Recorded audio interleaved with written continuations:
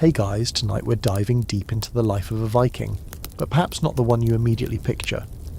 We're following your journey from a fjordside farm to the shield wall and beyond, as a young woman carving her own path in a harsh, vibrant world. The air around you is biting, sharp with the tang of salt and pine, and the distant roar of the North Sea is a constant, sometimes menacing lullaby. This isn't some romanticised fantasy. This is a world where survival is a daily victory. And honestly, you probably won't survive this without at least a few close calls and maybe a mild case of scurvy if you forget your cloudberries. So, before you get comfortable, take a moment to like the video and subscribe, but only if you genuinely enjoy what I do here. Let me know in the comments where you're tuning in from and what time it is there. I love seeing how far these stories travel. Now, dim the lights, maybe turn on a fan for that soft background hum, and let's ease into tonight's journey together. You awaken not to a gentle sunrise filtering through fine linen curtains, but to the insistent bleating of a goat somewhere very near your head, and the rough texture of a woolen blanket against your cheek. The air in the longhouse is thick with the smells of sleep, old wood smoke, and the faint, earthy aroma of the livestock that sometimes share a section of this communal dwelling, especially during the harshest winter nights. Your alarm clock is a rooster with a personal vendetta against sleep.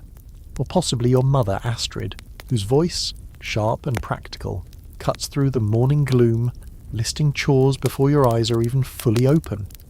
You're young, perhaps 10 or 11 summers old, and life on this small farmstead, nestled at the edge of a deep green-watered fjord, is all you've ever known.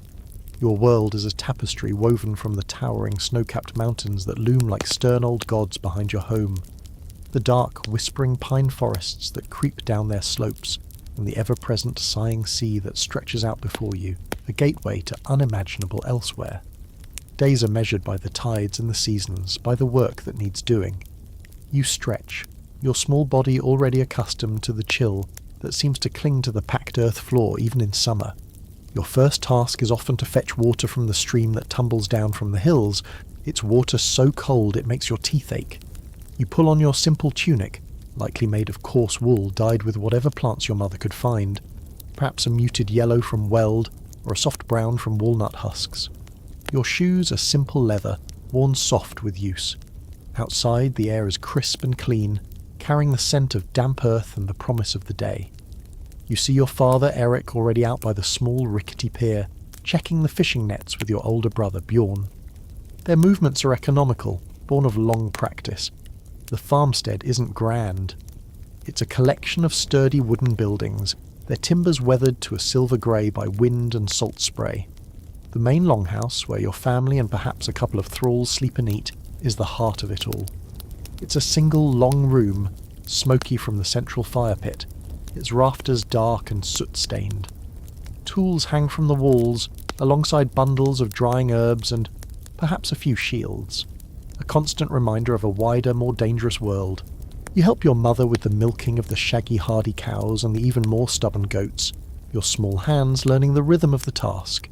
You feed the chickens, scatter grain for the geese, and learn to churn butter, your arms aching from the repetitive motion. It's not all drudgery, though. There are moments of quiet beauty, like watching the sun paint the fjord in hues of orange and pink, or the thrill of finding a patch of sweet wild berries in the woods.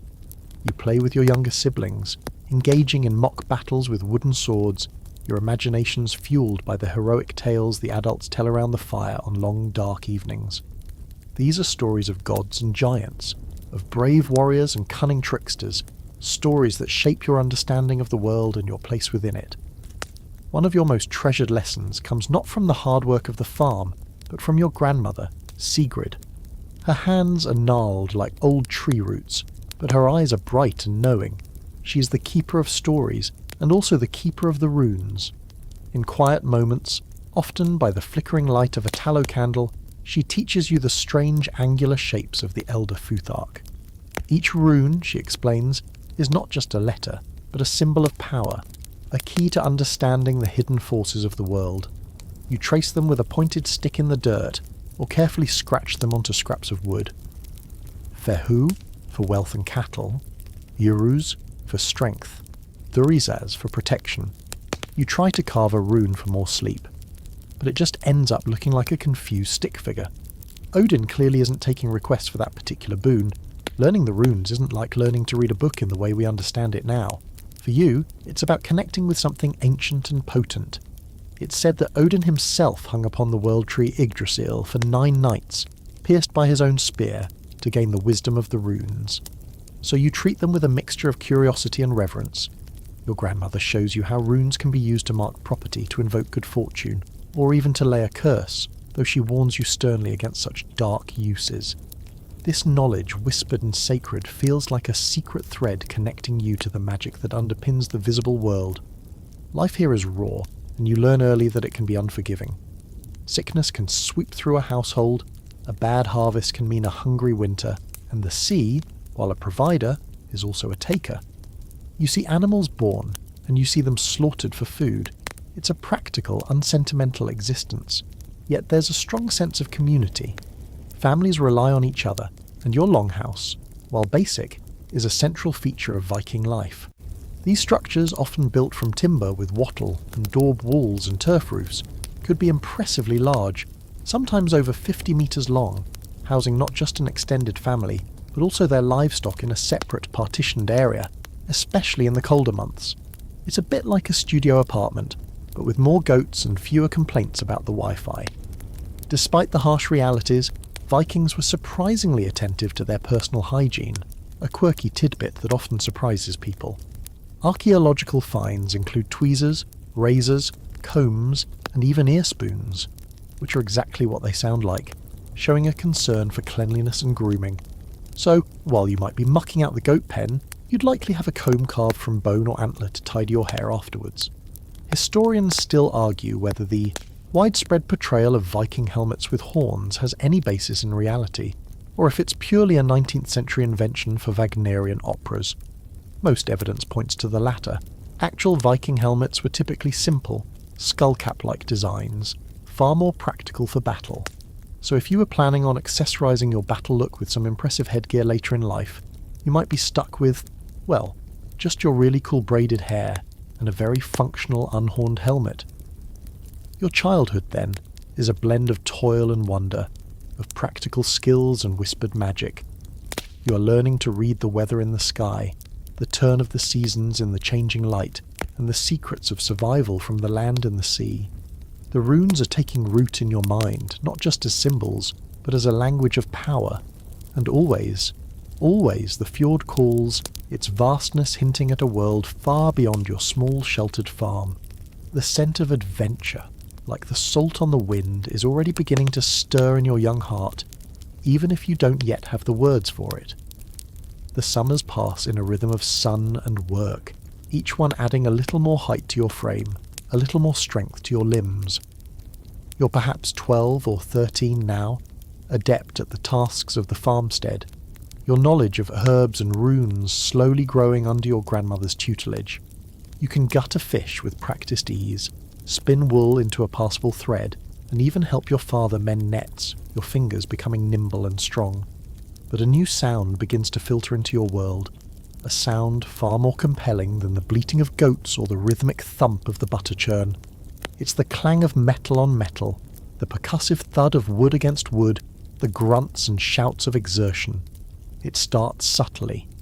Sometimes, down by the wider, flatter stretch of beach beyond the pier, your brother Bjorn and some of the other young men from nearby farms gather. They are older than you, teenagers on the cusp of manhood, their voices cracking and their movements still occasionally clumsy. At first they practice with stout wooden staves, mimicking the movements of spear and axe.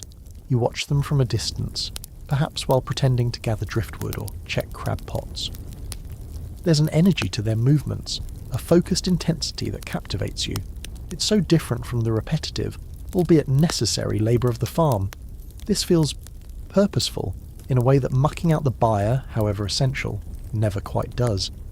Their shouts are less, "I'm honing my martial prowess," and more, "Ow, my thumb." But the intent is there. One day, a small trading cog, not much bigger than a large fishing boat, puts into your fjord. It's not an uncommon sight. Traders often seek shelter or fresh water, sometimes bartering small goods. But this time, along with the usual merchant smelling of tar and foreign spices, A few warriors are aboard, their leather-clad forms and the glint of steel at their hips marking them as different. They are on their way to join a local chieftain a few fjords over, and while their vessel undergoes minor repairs, they decide to use the downtime for practice. This is different from watching Bjorn and his friends. These are seasoned men. Their movements are fluid, economical, deadly. They set up a makeshift practice area on that same stretch of beach. You, along with other children and even some adults from your settlement, gather at a respectful distance to watch. The sun glints off their blunted practice swords, actual metal, not just wood, and the heavy thuds as they strike practice shields, round and brightly painted, echo across the water. The warriors grunt, they swear under their breath, just loud enough for you to learn some exciting new vocabulary.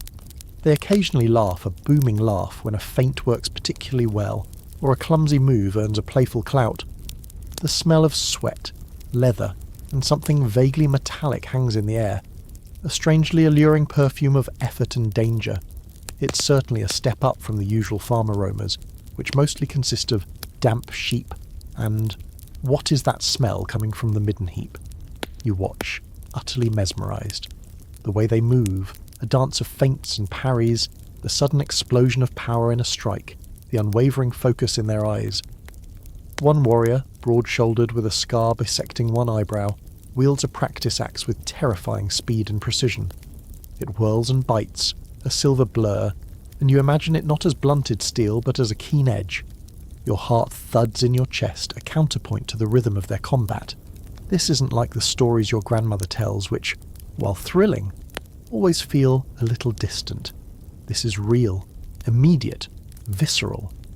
Viking children, in fact, often engaged in games and activities that honed skills useful in warfare. Wrestling, running, swimming, and mock fighting with sticks were common pastimes, essentially an early form of physical education, preparing them for the rigours of adult life, which for many men and some women included combat. So, your fascination isn't entirely out of place, but the intensity of your focus, the yearning that begins to unfurl within you, feels unique, personal. It's like everyone else is watching a sporting event, and you're watching your future career path unfold. You see the discipline, the sheer physical strength required. You see the camaraderie too, the way they clap each other on the shoulder after a bout, offering gruff advice or a shared swig of water from a skin.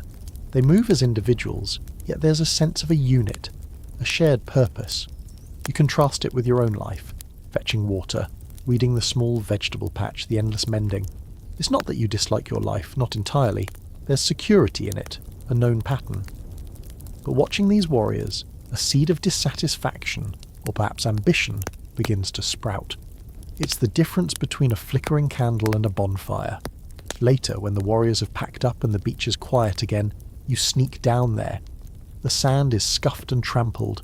You pick up a discarded piece of splintered wood, roughly the length of a short sword.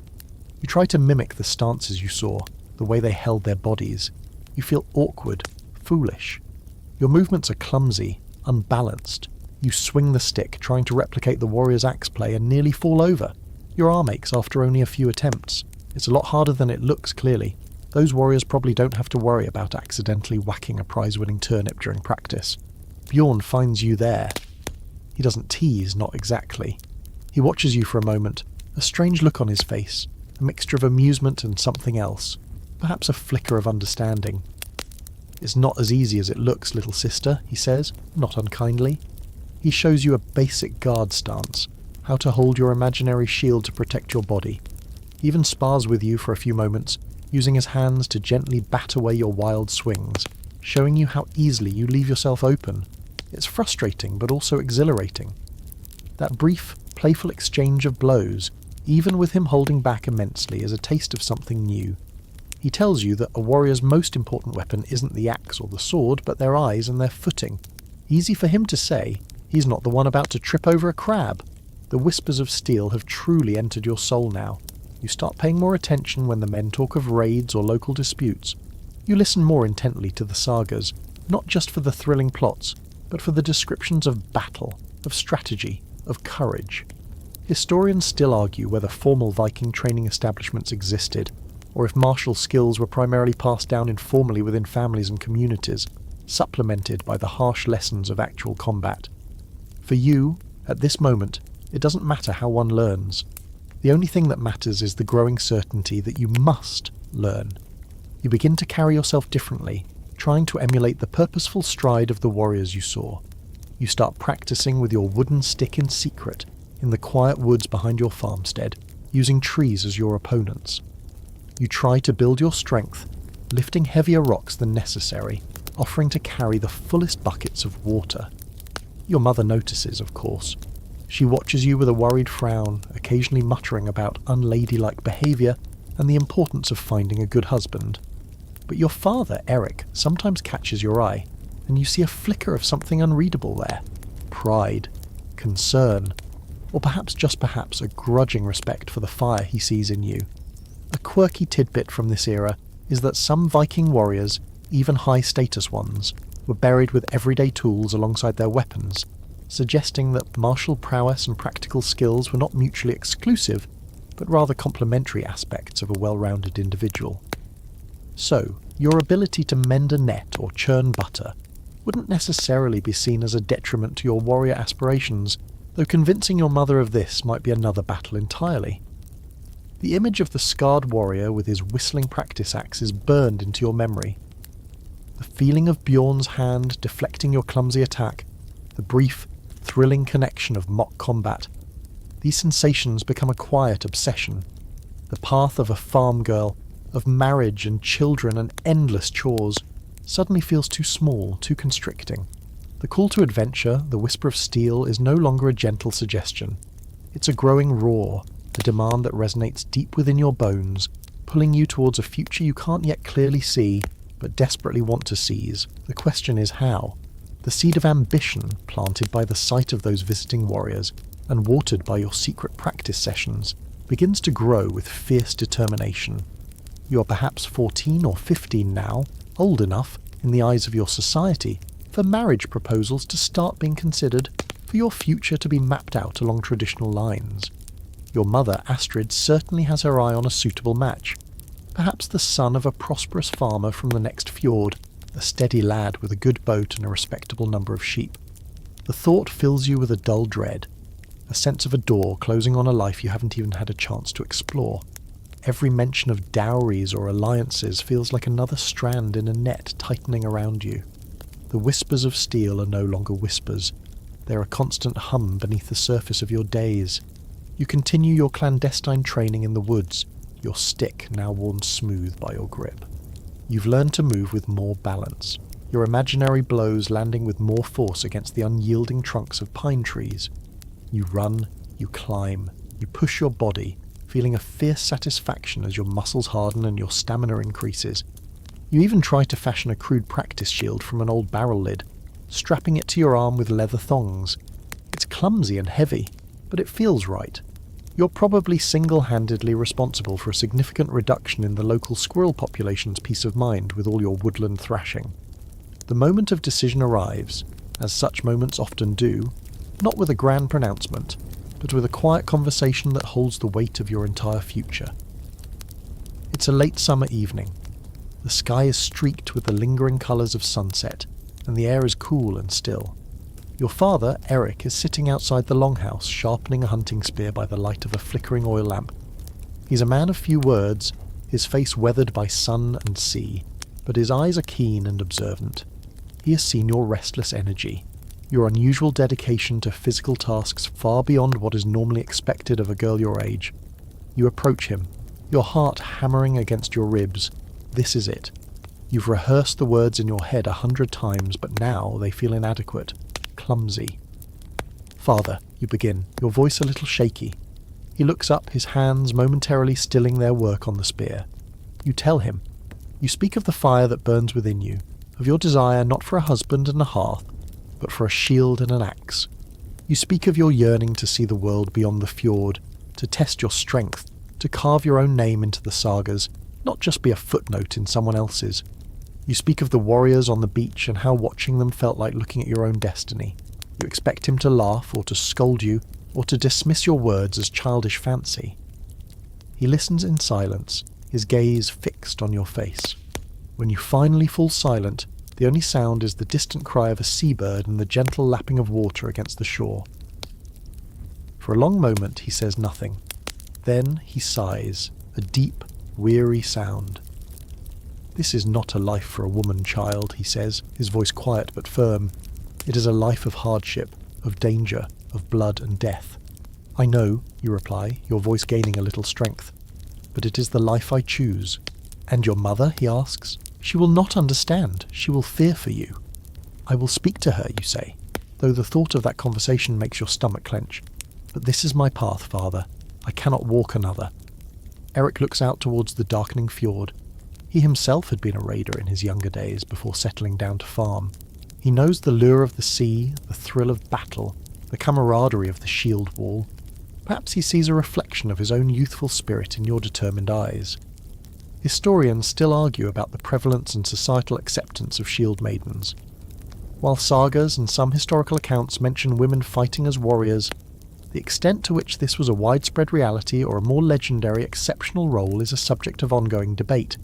Some scholars believe they were rare but real, others that they are largely figures of myth and storytelling, perhaps reflecting strong female archetypes rather than a common profession. Finally, Eric turns back to you.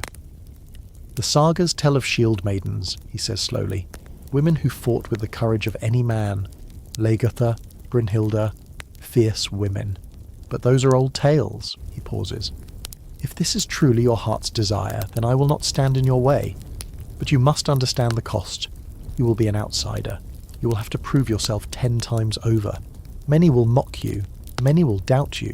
Are you prepared for that?" Tears prick your eyes, tears of relief and gratitude. But you blink them back. "I am," you say, your voice thick with emotion. "Then you will need more than a stick and a barrel lid," he says, a ghost of a smile touching his lips. "Come." He rises and leads you into the longhouse. From a heavy wooden chest tucked away in a corner, he pulls out an old leather-wrapped bundle. He unwraps it carefully. Inside lies a shield, smaller than the ones the men usually carried, but sturdily made of linden wood, its boss dented and scarred. And beside it, a small one-handed axe, its haft smooth with age, its steel edge still keen despite years of disuse. "This was your grandmother's," he says, his voice softer now. "Not Sigrid. My mother. She had a warrior's heart too, though her path was different." You stare at the weapons, your breath catching in your throat. This is a profound moment. Your grandmother, a warrior. It's a piece of family history you never knew, a secret connection that makes your choice feel even more fated. The existence of such heirlooms suggests that while perhaps not common, the idea of a woman possessing and potentially using weapons was not entirely alien. A quirky tidbit. Some Viking women were buried with keys, not to doors, but symbolic items often interpreted as representing their status and control over the household. However, occasionally, items more associated with male graves, like certain tools or even weapons, have been found with female burials, further complicating our understanding of strict gender roles. "She would have wanted you to have them," Eric continues, "if your spirit truly called for them." He places the axe in your hand.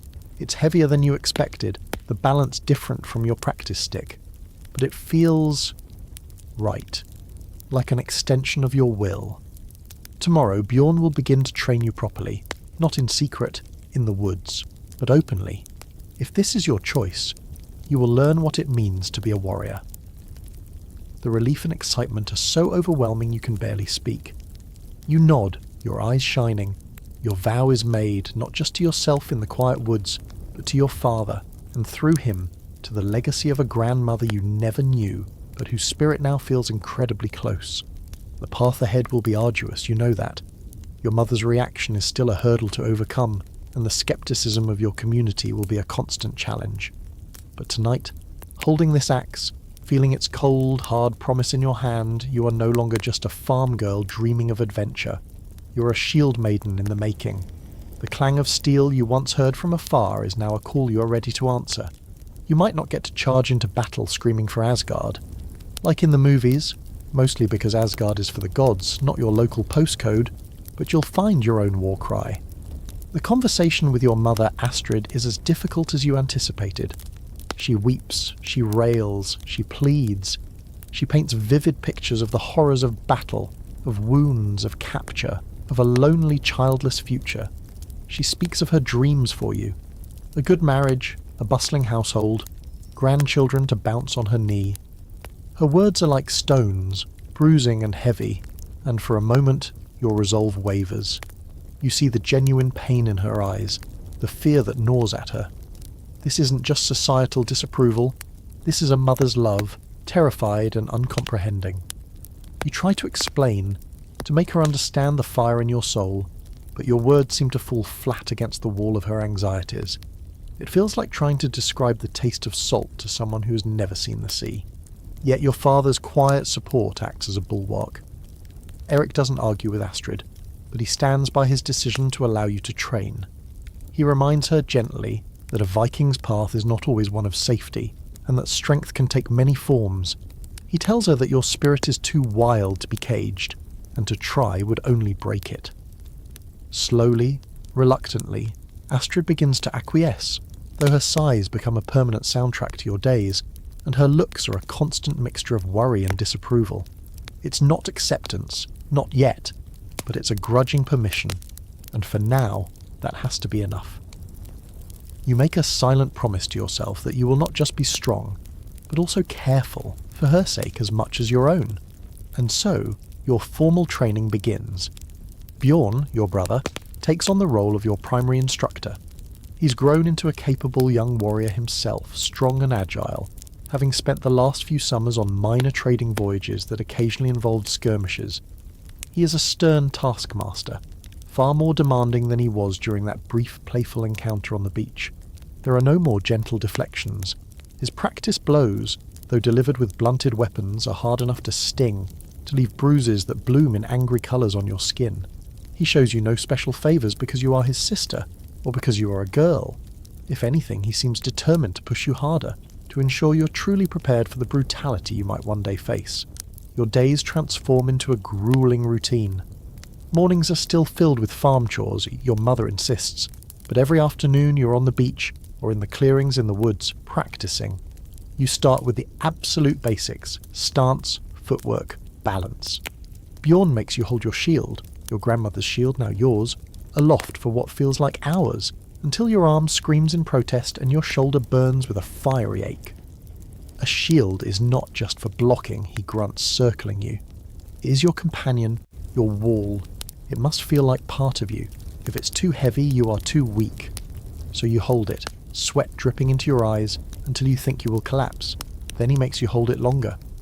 You learn the basic strikes with the axe, the overhead chop, the side swing, the quick, hooking blow.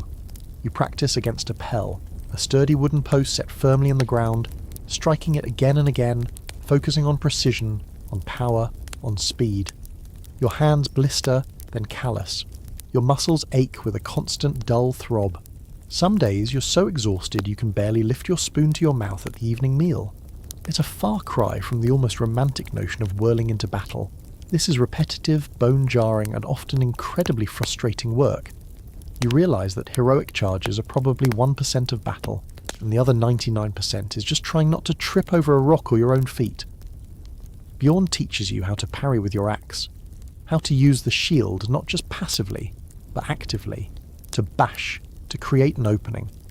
He spars with you relentlessly. In the beginning, you're constantly on the defensive, overwhelmed by his speed and strength. His blunted sword or axe seems to tap you at will, on the arm, the leg, the ribs. Each touch would have been a wound, perhaps a fatal one, in a real battle. He doesn't mock your failures, but he doesn't coddle you either. Again is his constant refrain: faster, harder, think.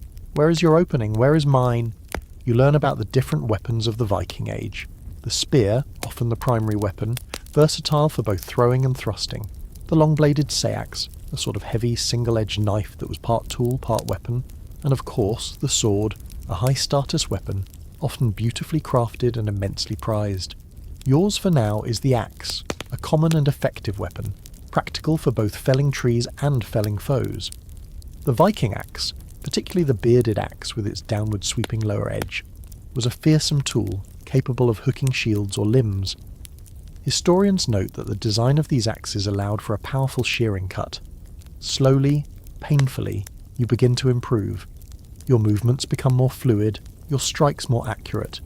You start to anticipate Bjorn's attacks, to see the subtle shifts in his stance that telegraph his intentions. One day, you manage to block a series of his blows, and then in a swift instinctive move you hook his leg with your axe, a move he himself had shown you, and send him sprawling onto the sand. The surprise on his face is quickly replaced by a grudging grin. "Not bad, little sister," he says, dusting himself off. "Not bad at all." It's a small victory, but it tastes sweeter than any berry. Beyond the physical, Bjorn also tries to instill in you the mindset of a warrior. He speaks of courage, yes, but also of cunning, of discipline, of the importance of fighting not just with your body, but with your mind. He tells you stories of famous warriors, their triumphs and their mistakes. He teaches you to read the terrain, to use the environment to your advantage. He also impresses upon you the grim reality. In a real fight, there are no rules, only survival.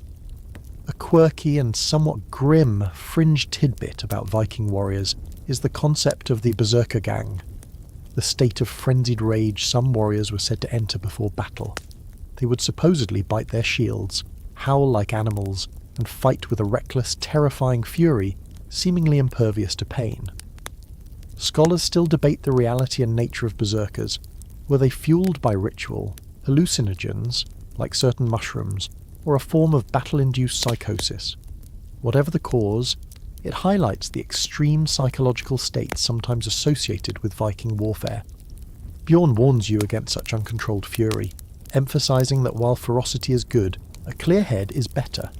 You make a mental note not to try eating any suspicious-looking mushrooms before a sparring session. Your grandmother, Sigrid, watches your training with her knowing eyes. She doesn't comment often, but one evening as you are rubbing soothing ointment into a particularly nasty bruise on your arm, she sits beside you. "A warrior's path is lonely," she says quietly, "but it can also be a path of great honour. Remember the runes, child, not just for their magic, but for their wisdom." Tiwaz, she traces the arrow-shaped rune in the air, is the rune of the warrior, of justice, of sacrifice. Carry it in your heart. Your axe, once a heavy alien object, begins to feel like an extension of your arm. You practice with it until the movements are ingrained, instinctive. You learn its balance, the way the weight of the head can be used to your advantage. It's no longer just a tool, it's your partner in this new, challenging dance. The forging of a warrior is a painful, arduous process, stripping away your softness, your illusions, and replacing them with calluses, scars, and a core of unyielding steel. The girl who once dreamed of adventure by the fjord is slowly, surely being hammered into something new, something sharper, something ready. The seasons turn, and with them, your skills sharpen. 2 more summers have bled into autumns, then into the long, dark winters. You're 17 now, no longer a girl playing at war, but a young woman whose muscles are lean and hard beneath her tunic, whose hands are calloused, and whose eyes hold a new, steady watchfulness. Your training with Bjorn has been relentless, and you've supplemented it with your own fierce dedication, running the rocky coastline until your lungs burn, swimming in the icy fjord waters to build endurance, and practicing your axe work against the patient, scarred Pell until your movements are as natural as breathing. You're still not sure you could take down a fully enraged squirrel, but you're feeling more confident about 2-legged opponents. The day you've been both dreading and yearning for arrives with the spring tides. A longship, sleek and dark as a raven's wing, glides into your fjord. It's larger than any trading cog you've seen before, its high, arching prow carved into the menacing shape of a dragon's head, teeth bared in a silent snarl. Oars rise and fall in perfect synchrony, and the single square sail, striped in red and white, is expertly furled as it approaches the shore. This is no trading vessel, this is a warship, and it carries warriors. Their leader is a man named Halfdan, a renowned jarl from a powerful clan to the south. He knows your father, Eric, from days long past, and he has come seeking recruits for a voyage, a raid, he calls it, to the rich lands across the Western Sea, towards the coast of Angleland. Whispers of monasteries filled with gold and silver, of fertile lands poorly defended, have reached even your remote fjord. Halfdan is a charismatic figure, tall and broad-shouldered, with a weathered face and eyes that seem to miss nothing. He speaks with a confident boom, his words painting pictures of glory and riches. Many of the young men in your settlement, including Bjorn, are eager to join. This is their chance to prove themselves, to win wealth and renown. And you? Your heart hammers against your ribs. This is it. The moment your training has been leading towards. You step forward, your grandmother's axe at your belt, your shield on your arm. A hush falls over the gathered crowd. Halfdan's gaze sweeps over you, a mixture of surprise and amusement flickering in his eyes. Some of his warriors snicker. "Well now, Eric," Halfdan says, a grin spreading across his face. "Your hospitality is generous, but I was seeking warriors, not shield warmers." Your face burns, but you stand your ground, meeting his gaze directly. "I am a warrior," you state, your voice clear and steady, though your insides are churning. "I have trained. I can fight." Eric steps forward, placing a hand on your shoulder. She speaks true, Halfdan. She has the heart of a shieldmaiden and the skill to back it up. My own son has trained her. Bjorn nods his confirmation, albeit a little sheepishly under Halfdan's scrutiny. Halfdan strokes his beard, considering. The idea of women warriors isn't entirely unheard of, as you know, but it's certainly not commonplace. Historians still debate whether shieldmaidens were accepted members of warbands, or if their presence was more a matter of individual circumstance and exceptional prowess. The sagas, like the saga of Hervor and Heidrek, feature prominent warrior women, but translating these literary accounts into concrete historical norms is tricky. Halfdan is a practical man. He needs skilled fighters, regardless of their gender, as long as they can pull their weight and not be a liability. "Very well," he says finally, a challenge in his voice. "Prove it. One of your own choosing. If you can hold your own against one of my men, you have a place on my ship. If not..." He shrugs, the implication clear. Your heart leaps.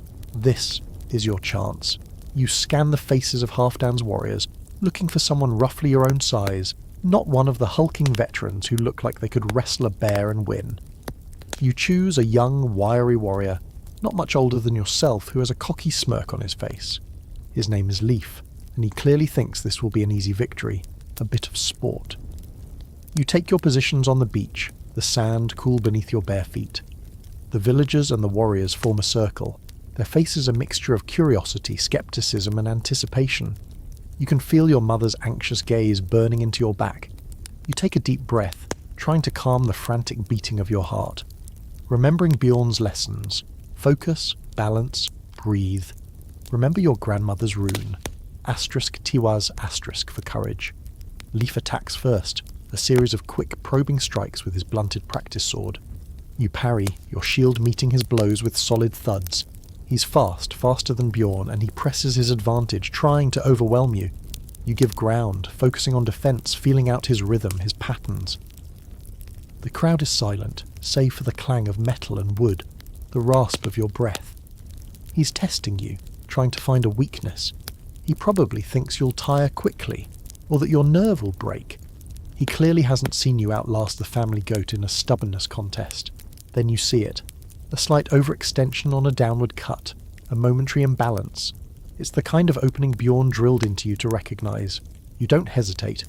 You deflect his blade with your shield, the impact jarring your arm, and in the same motion, you step in close, bringing your axe up in a short, powerful arc. Not to strike him, but to hook the inside of his shield, pulling it sharply downwards and to the side. It's a move designed to unbalance and expose. Leif stumbles, surprised by the strength and speed of your manoeuvre. For a split second, his side is open. You could have landed a killing blow with your axe, but this is a test, not a true fight to the death. Instead, you spin, using the momentum, and bring the flat of your axe haft sharply against his exposed ribs. He grunts in pain and surprise, dropping to one knee. Silence. Then, a slow cheer starts from some of the onlookers. Bjorn is grinning proudly. Eric has a small, satisfied smile. Halfdan watches you, his expression unreadable for a moment. Then he throws back his head and laughs, a booming sound that echoes across the fjord.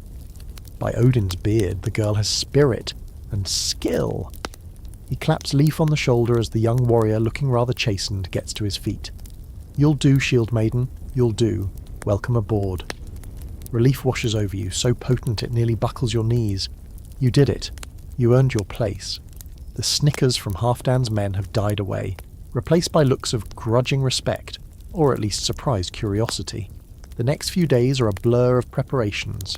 You pack your few belongings, your axe and shield, a spare tunic, your sharpening stone, a small pouch of dried herbs from your mother, a reluctant peace offering, and the small wooden tile with the Tiwa's rune your grandmother pressed into your hand. Saying goodbye to your family is hard. Your mother cries openly now, clinging to you, but there's a new note in her voice. Not just fear, but a reluctant pride. Your father clasps your arm, his eyes conveying everything he cannot say. Sigrid simply nods, a fierce light in her old eyes. Then you're wading out to the longship, your heart a mix of excitement and trepidation. The ship, named Sea Serpent by its crew, is even more impressive up close. It's a Viking longship, a masterpiece of shipbuilding. Clinker built with overlapping oak planks, shallow drafted for navigating rivers and landing on beaches, yet flexible enough to withstand the fury of the open ocean. A quirky tidbit.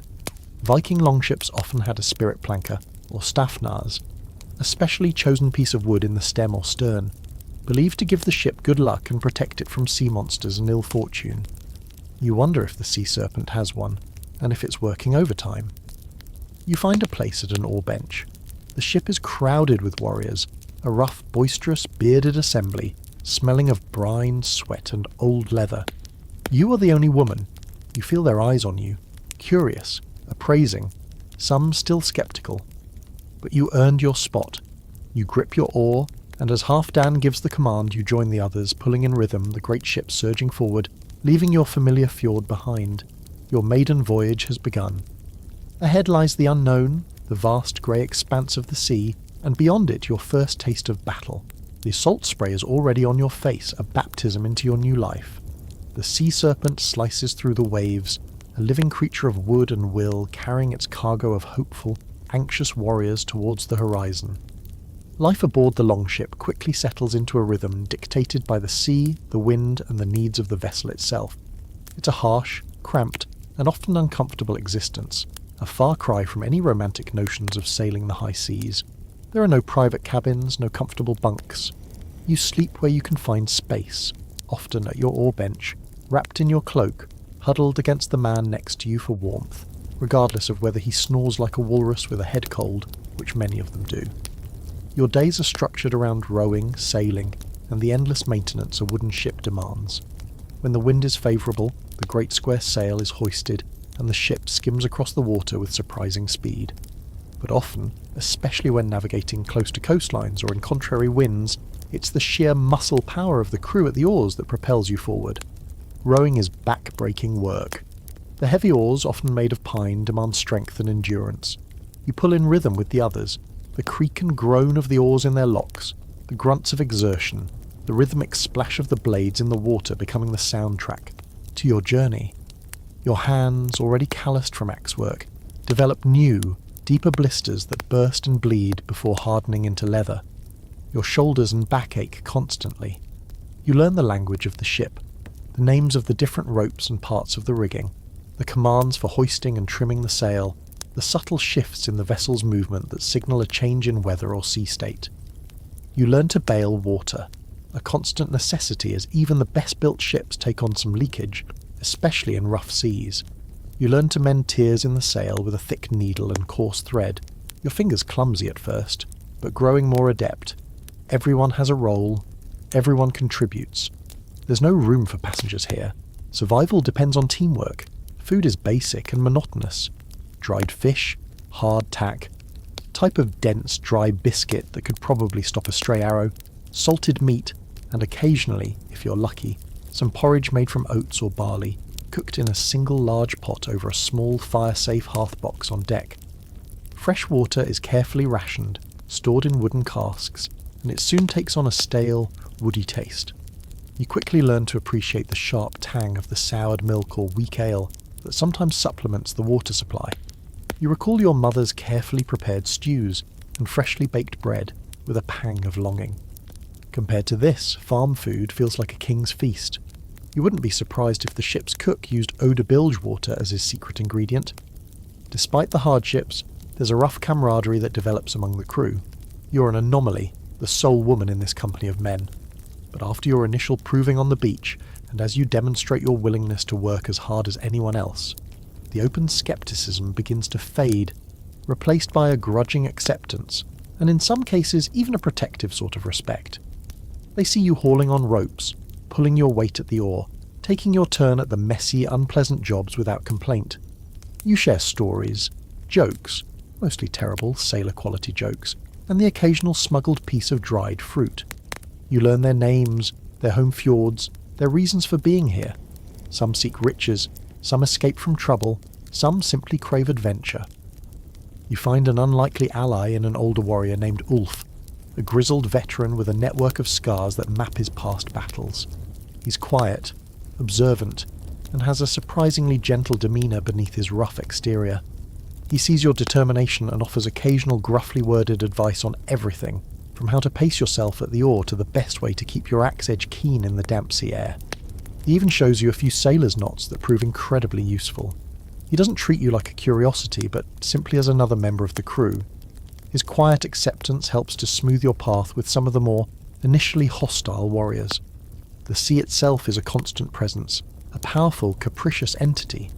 Some days it is calm, a vast, glittering plain under a blue sky, dolphins leaping in your bow wave. On these days, spirits are high. Men sing booming, off-key songs or try their luck fishing over the side. Other days the sea turns monstrous. Storms can blow up with terrifying speed, transforming the world into a maelstrom of wind and waves. The longship, designed for flexibility, twists and groans beneath. You monstrous green waves crashing over the bow, drenching everyone and everything. In these moments, fear is a cold knot in your stomach. But there's no time for terror. Everyone fights for the ship's survival, manning the steering oar, bailing furiously, securing loose gear, their faces grim and set against the screaming wind. You witness the raw power of nature, and it instills in you a profound respect for the forces that govern this world. Navigating the Whale Road, as the sea is poetically called in Old Norse, was a remarkable feat. Vikings were skilled navigators, using a combination of techniques. They observed the sun's position, the stars at night, the flight patterns of birds, the colour and temperature of the water, and even the presence of certain types of seaweed or fish. A fascinating, though somewhat debated historical fact is the possible use of sunstones, crystals like cordierite or calcite, which could polarize light and help locate the sun even on overcast days. Whether these were widely used or effective is a topic on which historians still argue, but it speaks to their ingenuity in trying to master the vastness of the ocean. You watch Halfdan and his most experienced steersman, noting how they constantly scan the sky and sea, their faces intent, reading signs invisible to your untrained eye. Nights at sea can be beautiful or terrifying. On clear nights, the stars are a brilliant, uncountable host, seeming so close you could almost reach out and touch them. The aurora, the Norderljós, or northern lights, sometimes dances across the sky in curtains of green and purple, a breathtaking, mystical display that fills the crew with awe. These are moments of shared wonder, a reminder of the magic that still permeates your world. But on dark, moonless nights, or in thick fog, the sea feels alien and threatening. The ship a tiny, fragile speck in an endless, indifferent void. You learn to sleep lightly, to wake instantly at any change in the ship's motion, or any unusual sound. During lulls in the work, or when the weather is too foul for much else, the men maintain their weapons. The scrape of whetstone on steel becomes a familiar sound. You too spend time caring for your grandmother's axe, ensuring its edge is razor sharp, the haft oiled and smooth. It's a meditative ritual connecting you to the purpose of this journey. You also practice your stances and strikes in the limited space available, trying to keep your muscles toned and your reflexes sharp. Some of the men offer tips, sharing their own preferred techniques. You listen, you learn, you adapt. This longship life is a crucible, forging you in ways different from Bjorn's training, but no less vital. It's teaching you resilience, teamwork, and the quiet strength found in enduring shared hardship. And most importantly, how to sleep sitting up while someone uses your shoulder as a pillow and sings sea shanties about particularly aggressive cod. After what feels like an eternity of grey waves and the monotonous rhythm of oar and sail, a smudge appears on the horizon. Land. A low, green coastline, unfamiliar and inviting, yet tinged with the apprehension of what's to come. This is the coast of Angleland, the target of your raid. Excitement ripples through the sea serpent's crew, a nervous energy replacing the weary boredom of the long voyage. Weapons are checked and rechecked, shield straps tightened, hushed conversations filled with speculation and bravado. You feel it too, a knot of anticipation tightening in your stomach, a mixture of fear and a fierce, almost predatory eagerness. This is what you trained for. This is the first true test. Halfdan gathers the core warriors, including you and Bjorn, around the carved dragon prow as the ship slips quietly along the coast under the cover of a pre-dawn mist. He points to a small inlet, a river mouth half hidden by reeds. "There," he says, his voice a low rumble. "A settlement lies a short way upriver. A monastery, the scouts from a previous voyage reported. Rich in silver, poorly defended. We go in fast, secure the wealth, and are back on the ship before any significant armed response can be mustered." His plan is simple, brutal, and classic Viking strategy: surprise, speed, and overwhelming force against a soft target. The longship is manoeuvred silently into the river mouth, its shallow draft allowing it to navigate where larger vessels could not. The air is cool and damp, smelling of mud and vegetation, so different from the clean salt tang of the open sea. The only sounds are the gentle dip of the steering oar and the muffled calls of unseen birds. You grip your axe, its familiar weight a comfort in your hand. Your shield feels like a natural extension of your arm, just as Bjorn had insisted it should. The landing is swift and silent. Warriors leap over the side into the shallows, shields raised, axes and swords drawn. You're among the first, the cold river water shocking your legs as you splash towards the muddy bank. There's no grand battle cry yet, just a focused intensity, a deadly purpose. The mist still clings to the ground, muffling sounds and reducing visibility, which works both for and against you. It's like moving through a dream, albeit one where everyone is heavily armed and probably hasn't brushed their teeth in weeks. The monastery comes into view sooner than you expect, a collection of simple stone and wattle and daub buildings, surrounded by a low, poorly maintained wooden palisade. A few startled monks, their faces pale with terror, are the first to see you. Their cries of alarm are cut short as Halfdan's warriors surge forward. There's no time for negotiation, no room for mercy in their eyes. This is business. Chaos erupts. The air fills with shouts, screams, the clang of steel on the few pathetic weapons the monks try to wield, the thud of axes against wooden doors. It's a whirlwind of confusing, brutal action. You stick close to Bjorn and Ulf, the grizzled veteran trying to stay aware of your surroundings, your senses heightened to an almost painful degree. Your heart hammers against your shield. A monk, surprisingly large and brandishing a heavy wooden cross like a club, rushes towards you, his face contorted in fear and fury. Instinct takes over. You raise your shield, deflecting the clumsy blow, the impact jarring up your arm. You don't have time to think, only to react as Bjorn trained you. You sidestep, using his momentum against him, and bring your axe around in a short, sharp blow to his exposed side. It's not a killing strike. You instinctively pull it slightly, but it's enough to send him sprawling to the ground, gasping. You don't pause to see more. The fight is flowing around you. This is not the heroic, clean combat of the sagas. It's messy, terrifying, and deeply unsettling. You see men fall, hear cries of pain. The smell of blood, sharp and coppery, mixes with the scent of fear and the damp earth. You deflect another blow, this time from a desperate villager who has rushed from a nearby hut, armed with a pitchfork. Your shield holds. You push him back, shouting a warning, but he comes again, his eyes wide with panic. This time Bjorn is there, his own axe a blur, and the man crumples. Bjorn gives you a quick grim nod. No time for reflection. The main resistance, such as it is, crumbles quickly. The monks and few local men are no match for disciplined warriors. The focus shifts to looting. Doors are kicked in, chests smashed open. Gold chalices, silver plates, embroidered vestments, anything of value is seized. You find yourself standing guard with a few others at the entrance to the main chapel, while the looting happens within.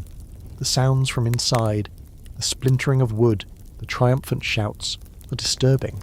This is the reality of a raid. It's not just about battle, it's about plunder. It's about the brutal acquisition of wealth. A historical fact, monasteries, like the famous one at Lindisfarne raided in 793 AD, an event often considered the start of the Viking Age, were frequent targets precisely because they were centres of wealth and learning, often poorly defended, making them irresistible to raiders. The monks were literate and recorded these attacks, which is one reason why Vikings gained such a fearsome reputation in Christian chronicles. Suddenly, a group of late-arriving local Fjordmen, local militia, hastily armed with spears and agricultural tools, burst from the trees at the edge of the clearing, attempting a counterattack. They are not professional soldiers, but they are desperate and angry.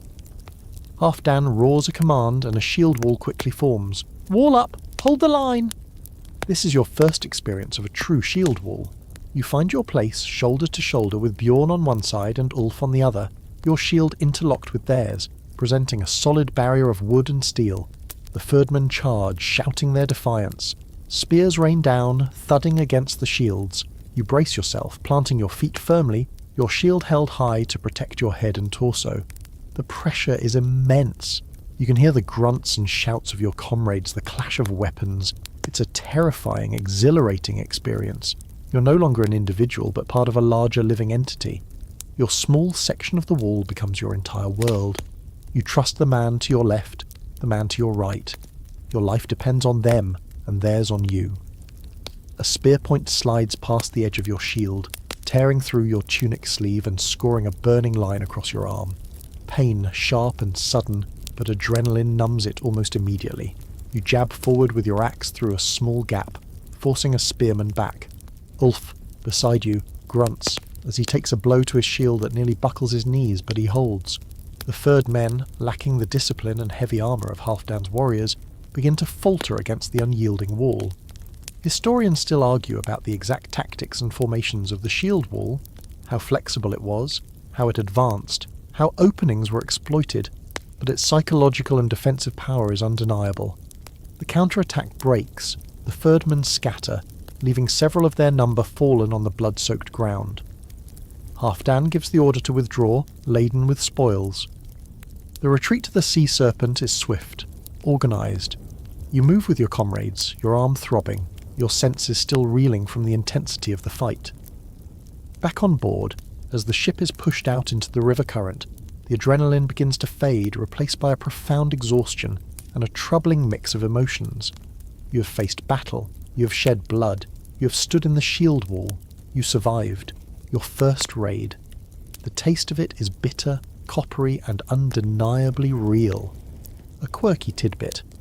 Some scholars suggest that the psychological impact of the shield wall, the rhythmic chanting or shield banging that sometimes accompanied it, was a deliberate tactic to intimidate enemies and bolster the warrior's own courage, a kind of ancient psychological warfare.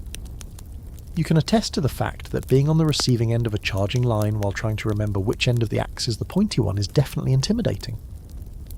The journey back from the raid on the Angleland monastery is different from the voyage out. The initial elation of victory and survival, the frenzied energy of battle, slowly gives way to a more sombre mood. The ship is heavier now, laden with plundered goods, silver crosses, jewelled book covers, sacks of coins, fine fabrics. But it also carries the weight of what was done. You tend to the shallow cut on your arm, cleaning it with precious fresh water and a bit of the moss your mother had tucked into your bag, which she claimed had drawing properties. It stings, but it's a minor wound, a badge of your first real fight. Others were not so lucky. Several warriors nurse more serious injuries, their groans a constant reminder of the battle's toll. 2 men did not return at all, their places at the oars starkly empty. The camaraderie on board shifts. There's less boisterous joking, more quiet contemplation. You see men staring out at the waves, their faces unreadable. You too grapple with the images seared into your mind, the terror in the monk's eyes, the brutal efficiency of the raid, the desperate courage of the Fjordmen. It wasn't the glorious, clean heroism of the sagas, it was savage, bloody and morally grey. You recall the sagas often glossing over the, shall we say, less photogenic aspects of raiding. They tend to focus on the brave hero and his mighty deeds, not so much on the terrified villagers running for their lives. You find yourself sitting near Ulf, the older warrior, as he carefully sharpens his axe, his movements slow and deliberate. He catches you watching him. "The first one is always hard," he says, his voice low, not looking up from his work. "It changes you. Some men grow drunk on it. Others learn from it. He pauses, then adds, "You stood well in the wall, girl. Kept your head. That's more than can be said for some." His words are a small comfort. You hadn't frozen, you had fought, you had survived. But the question lingers, at what cost? The silver and gold in the hold feel tainted. You think of your grandmother Sigrid and her teachings about the runes. Fehu, wealth. Yes, but what kind of wealth? And what of Tiwa's justice? Where was the justice for the monks, for the villagers whose homes were plundered? These are questions without easy answers, and they churn within you as the sea serpent sails on. Winter is approaching as you finally make landfall back in your own region, though not at your home fjord. Halfdan directs the ship to a larger, more established trading port, a bustling settlement where the spoils of the raid can be divided and traded. Here, amidst the throng of merchants, craftsmen and warriors from various lands, the grimness of the raid recedes somewhat, replaced by the excitement of newfound wealth. The division of the plunder is a formal affair. Halfdan, as Jarl and leader, takes the largest share. His key warriors, those who distinguished themselves, also receive significant portions. You, Bjorn, and the other regular crew members get your allotted share, a satisfying pile of silver coins, a few trinkets, a bolt of fine embroidered cloth. It's more wealth than you've ever possessed. The silver feels heavy in your hand. You could return to your farm, buy land, livestock. You could live comfortably. But the thought feels strangely hollow. The call of the shield and the axe, though now tempered with the harsh reality of battle, has not entirely faded. With the raiding season over due to the advancing winter, Halfdan announces his intention to winter in this port town, or perhaps travel to a friendly Jarl's Hall further inland, where his warriors can find lodging and sustenance until spring. Many longship crews did this. Finding a suitable place to spend the harsh Scandinavian winter was crucial. It was a time for repairing ships and gear, for feasting and storytelling, and for planning the next season's ventures. A historical fact: Viking warriors, when not raiding or trading, often attach themselves to a chieftain or king, becoming part of his herd or household guard, offering their loyalty and fighting skills in exchange for food, lodging, and a share of any spoils or gifts. You and Bjorn discuss your options. He's keen to stay with Halfdan, his taste of battle having whetted his appetite for more. He's already swaggering a bit, his share of the silver jingling in a pouch at his belt. You, however, feel a restlessness, a desire for something different. The life of a raider, while it has brought you the adventure you craved, also leaves a bitter aftertaste. You remember your father, Eric, who eventually turned from raiding to farming. Perhaps there were other paths for a warrior. You spend your days in the port town observing, listening. It's a melting pot of cultures.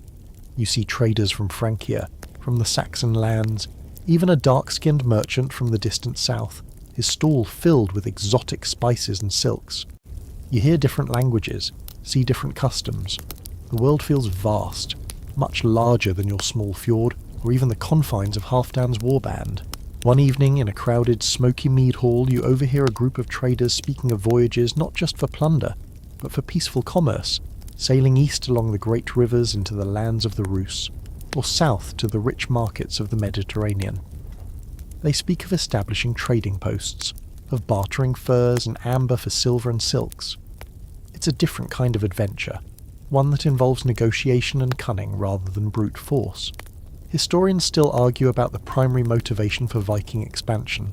Was it land hunger, the pursuit of plunder, the desire for trade, or a complex combination of all these factors?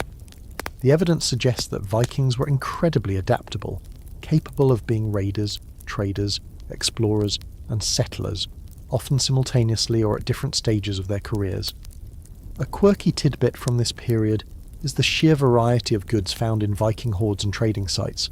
Amber from the Baltic, walrus ivory from Greenland, silks from Byzantium and even China, via complex trade routes, glassware from the Rhineland, and Arab silver dirhams from the Middle East. It shows a far-reaching network of connections. You imagine these routes, these distant lands, and a new kind of excitement begins to stir, different from the battle fever, but no less compelling. Perhaps your axe and shield could be used not just to take, but also to protect, to carve out a different kind of future. You also notice the women in this port town.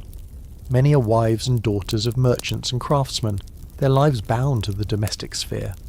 But you also see women running stalls in the market, haggling fiercely over prices. You see women who are clearly in charge of their own households, their own businesses. It reinforces your belief that a woman's role doesn't have to be narrowly defined. As the first snows of winter begin to fall, dusting the thatched roofs of the port town, you make a decision. You will not spend the winter feasting and boasting with Halfdan's crew, waiting for the spring raiding season. You will seek a different path. You thank Bjorn for his training and his comradeship, wishing him well. He is disappointed, but he understands, or at least accepts, your need to follow your own way. You take your share of the silver, your axe and your shield, and you begin to inquire about joining a trading caravan heading east when the weather allows. The taste of your first raid was a harsh lesson, but it also opened your eyes to a wider world of possibilities. The shield wall taught you about collective strength, but now you're ready to stand on your own, at least for a while, and discover what other rhythms life on the Whale Road, or perhaps the River Road, might offer.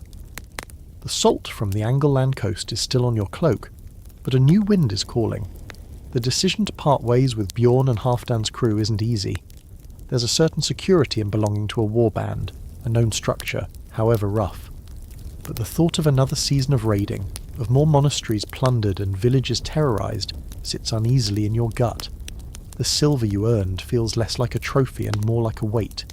You seek out the merchants you overheard in the mead hall, a group planning an overland and river journey eastward, towards the lands of the Russ, with the eventual aim of reaching the great trading emporiums, along the Dnieper River, or perhaps even further, to Miklagard, the Viking name for Constantinople, the glittering capital of the Byzantine Empire. Their leader is a seasoned trader named Runic, a man whose face is a map of windburn and shrewd calculation. He's more interested in profit margins than battle glory, though he's no stranger to defending his goods. He eyes you skeptically when you approach, your axe and shield marking you as a warrior, not a typical merchant. "We need guards, it's true," he says, stroking his braided beard, which is surprisingly well kept for a man who spends so much time on the road. "The rivers are full of perils, not all of them natural, but a woman, and one so young." You meet his gaze steadily, much as you did with Halfdan.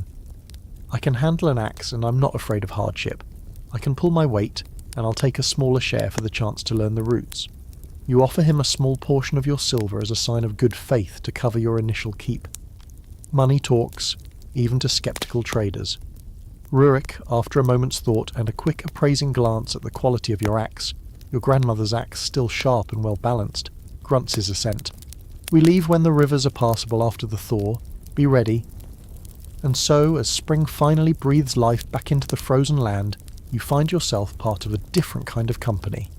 Instead of a sleek longship, your primary mode of transport becomes sturdy, shallow-drafted riverboats, sometimes rowed, sometimes sailed if the wind is right, and often laboriously hauled or portaged overland between river systems. The cargo is not plunder, but goods for trade.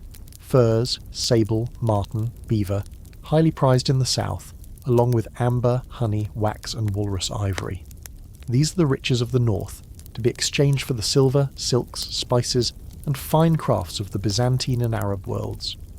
Life on the River Road is as demanding as life on the Whale Road, but in different ways. The rowing is still hard, but now there's also the grueling work of dragging boats over log rollers at portages, or navigating treacherous rapids where one wrong move could mean losing cargo, boat, and life. You learn to read the river's currents, to spot submerged rocks and sandbars.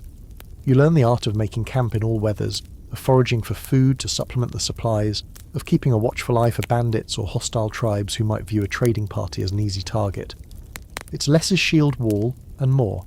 Okay, who forgot to tie down the beaver pelts before we hit those rapids? Your companions are a motley crew, Scandinavian traders like Runic, a few local Finnic trappers acting as guides in the northern forests, some hardy slaves who know the river systems intimately. There's less of the boisterous warrior bravado, and more of a cautious, watchful professionalism. They are tough, pragmatic, and their conversations revolve around prices, routes, and the trustworthiness of various trading partners.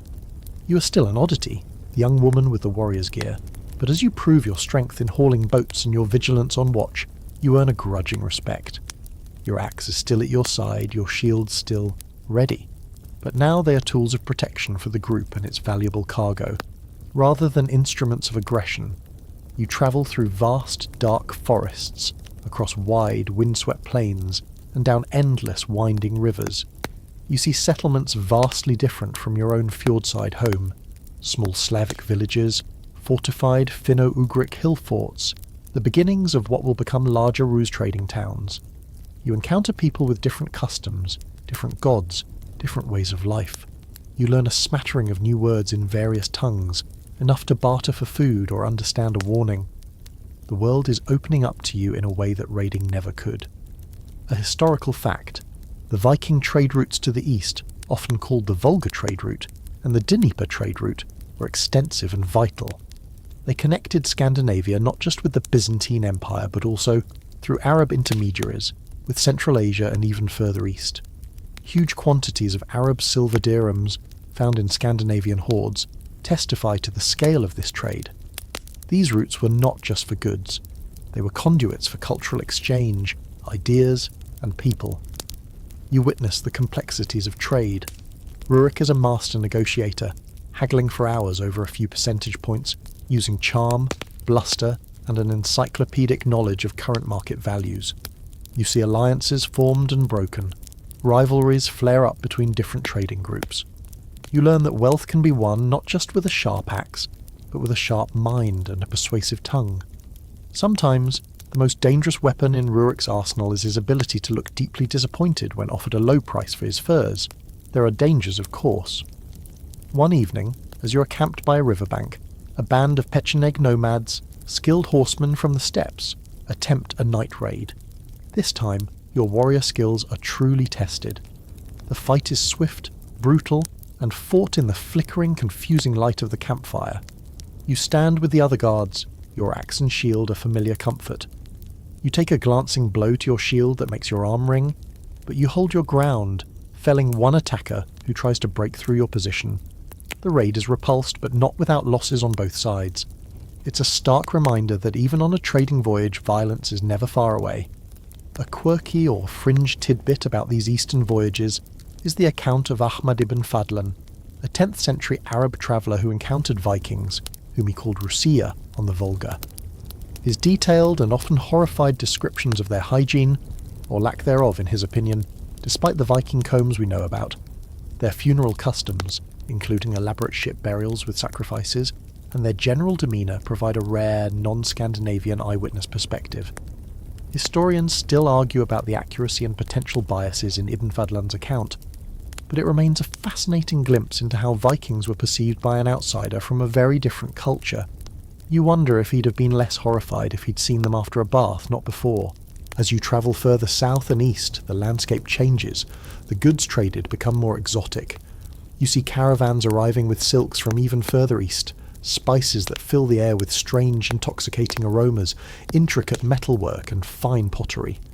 You see the power of silver to transcend language and culture, a universal language of commerce. Your own small hoard of silver, earned from that first raid, seems insignificant compared to the wealth that flows through these arteries of trade. You're no longer just a shieldmaiden. You're becoming a traveller, an observer, a small cog in the vast machinery of a global, for its time, network. You're learning that the world is a tapestry woven from many threads, not just the thread of war. The call of your axe is still there, but it's now joined by the call of the unknown horizon, the lure of new markets, new peoples, new understandings. Your journey along the silver and silk roads, though only just beginning, is already reshaping your perspective, showing you that a warrior's strength can be applied in more ways than one, and that sometimes the greatest treasures are not those you take by force, but those you earn through exchange and discovery. The journey with Runic's trading caravan continues, a slow, winding path deeper into the lands of the east. Months blur into a cycle of river travel, overland portages, and bustling, chaotic marketplaces in newly established Rus settlements. You've seen things that would have been unimaginable back on your quiet fjord, vast, unending forests giving way to sweeping grasslands, nomadic horsemen with faces weathered like old leather, and merchants from so many different lands that the marketplace sounds like a parliament of birds, each squawking in its own tongue. Your smattering of new words grows, and you find a surprising knack for understanding gestures and intent, even when language fails. One late autumn, as the caravan is navigating a treacherous stretch of rapids on a tributary of the Dnieper, disaster strikes. Your boat, heavily laden with prime summer furs destined for the markets of Miklagard, hits a submerged log with a sickening crunch. The impact throws several crew members, including you, into the churning icy water. The cold is a brutal shock, stealing your breath. You fight your way to the surface, gasping just in time to see the boat capsize, spilling its precious cargo and its struggling crew into the rapids. Panic ensues. Men are shouting, flailing, bales of fur are bobbing away downstream. You grab onto a piece of the wreckage, your limbs already starting to numb from the cold. You see Runic, his face a mask of fury and despair, clinging to an overturned section of the hull. Then you see one of the younger crew members, a boy named Oleg, who had always been kind to you, struggling against the current, his eyes wide with terror as he's pulled under. Without a second thought, you push away from your piece of wreckage and lunge towards him. The current is powerful, tugging at you, trying to drag you under. Your waterlogged woolen clothes feel like lead weights. But you reach him, grab a handful of his tunic and fight with all your strength to keep his head above water, battling towards the shallows near the riverbank. Every muscle screams in protest, your lungs burn, and the icy water saps your strength relentlessly.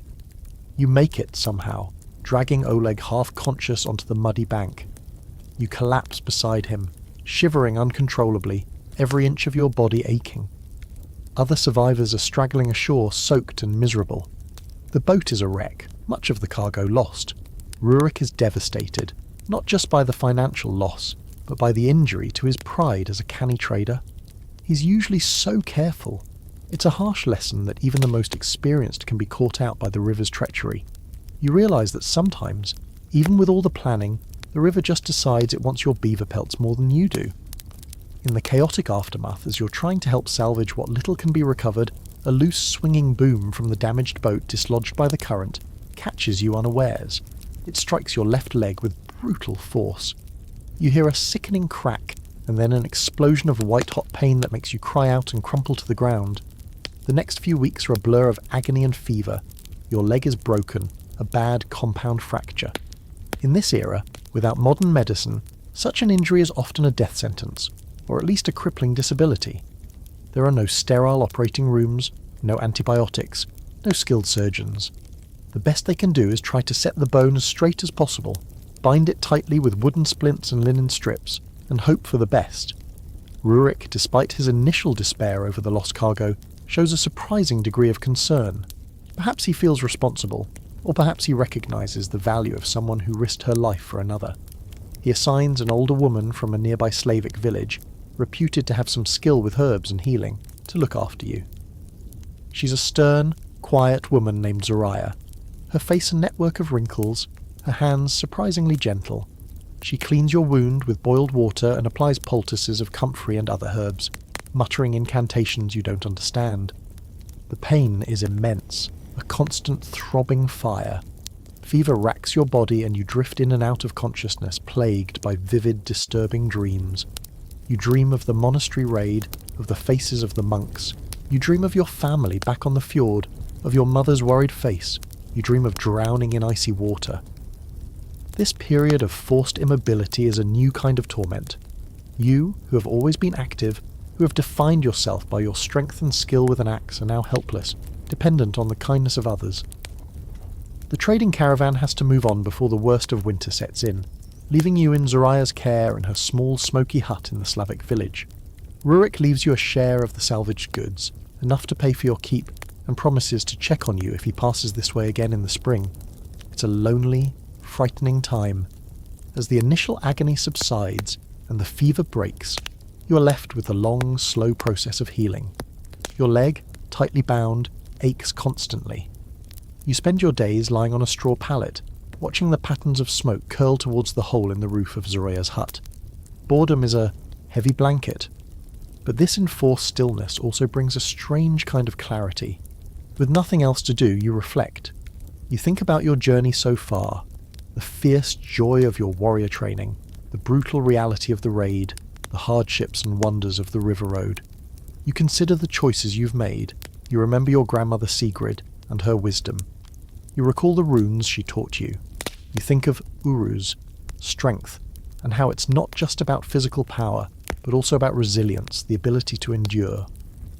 You think of Perthro, the rune of fate, of mystery, of something hidden that is revealed.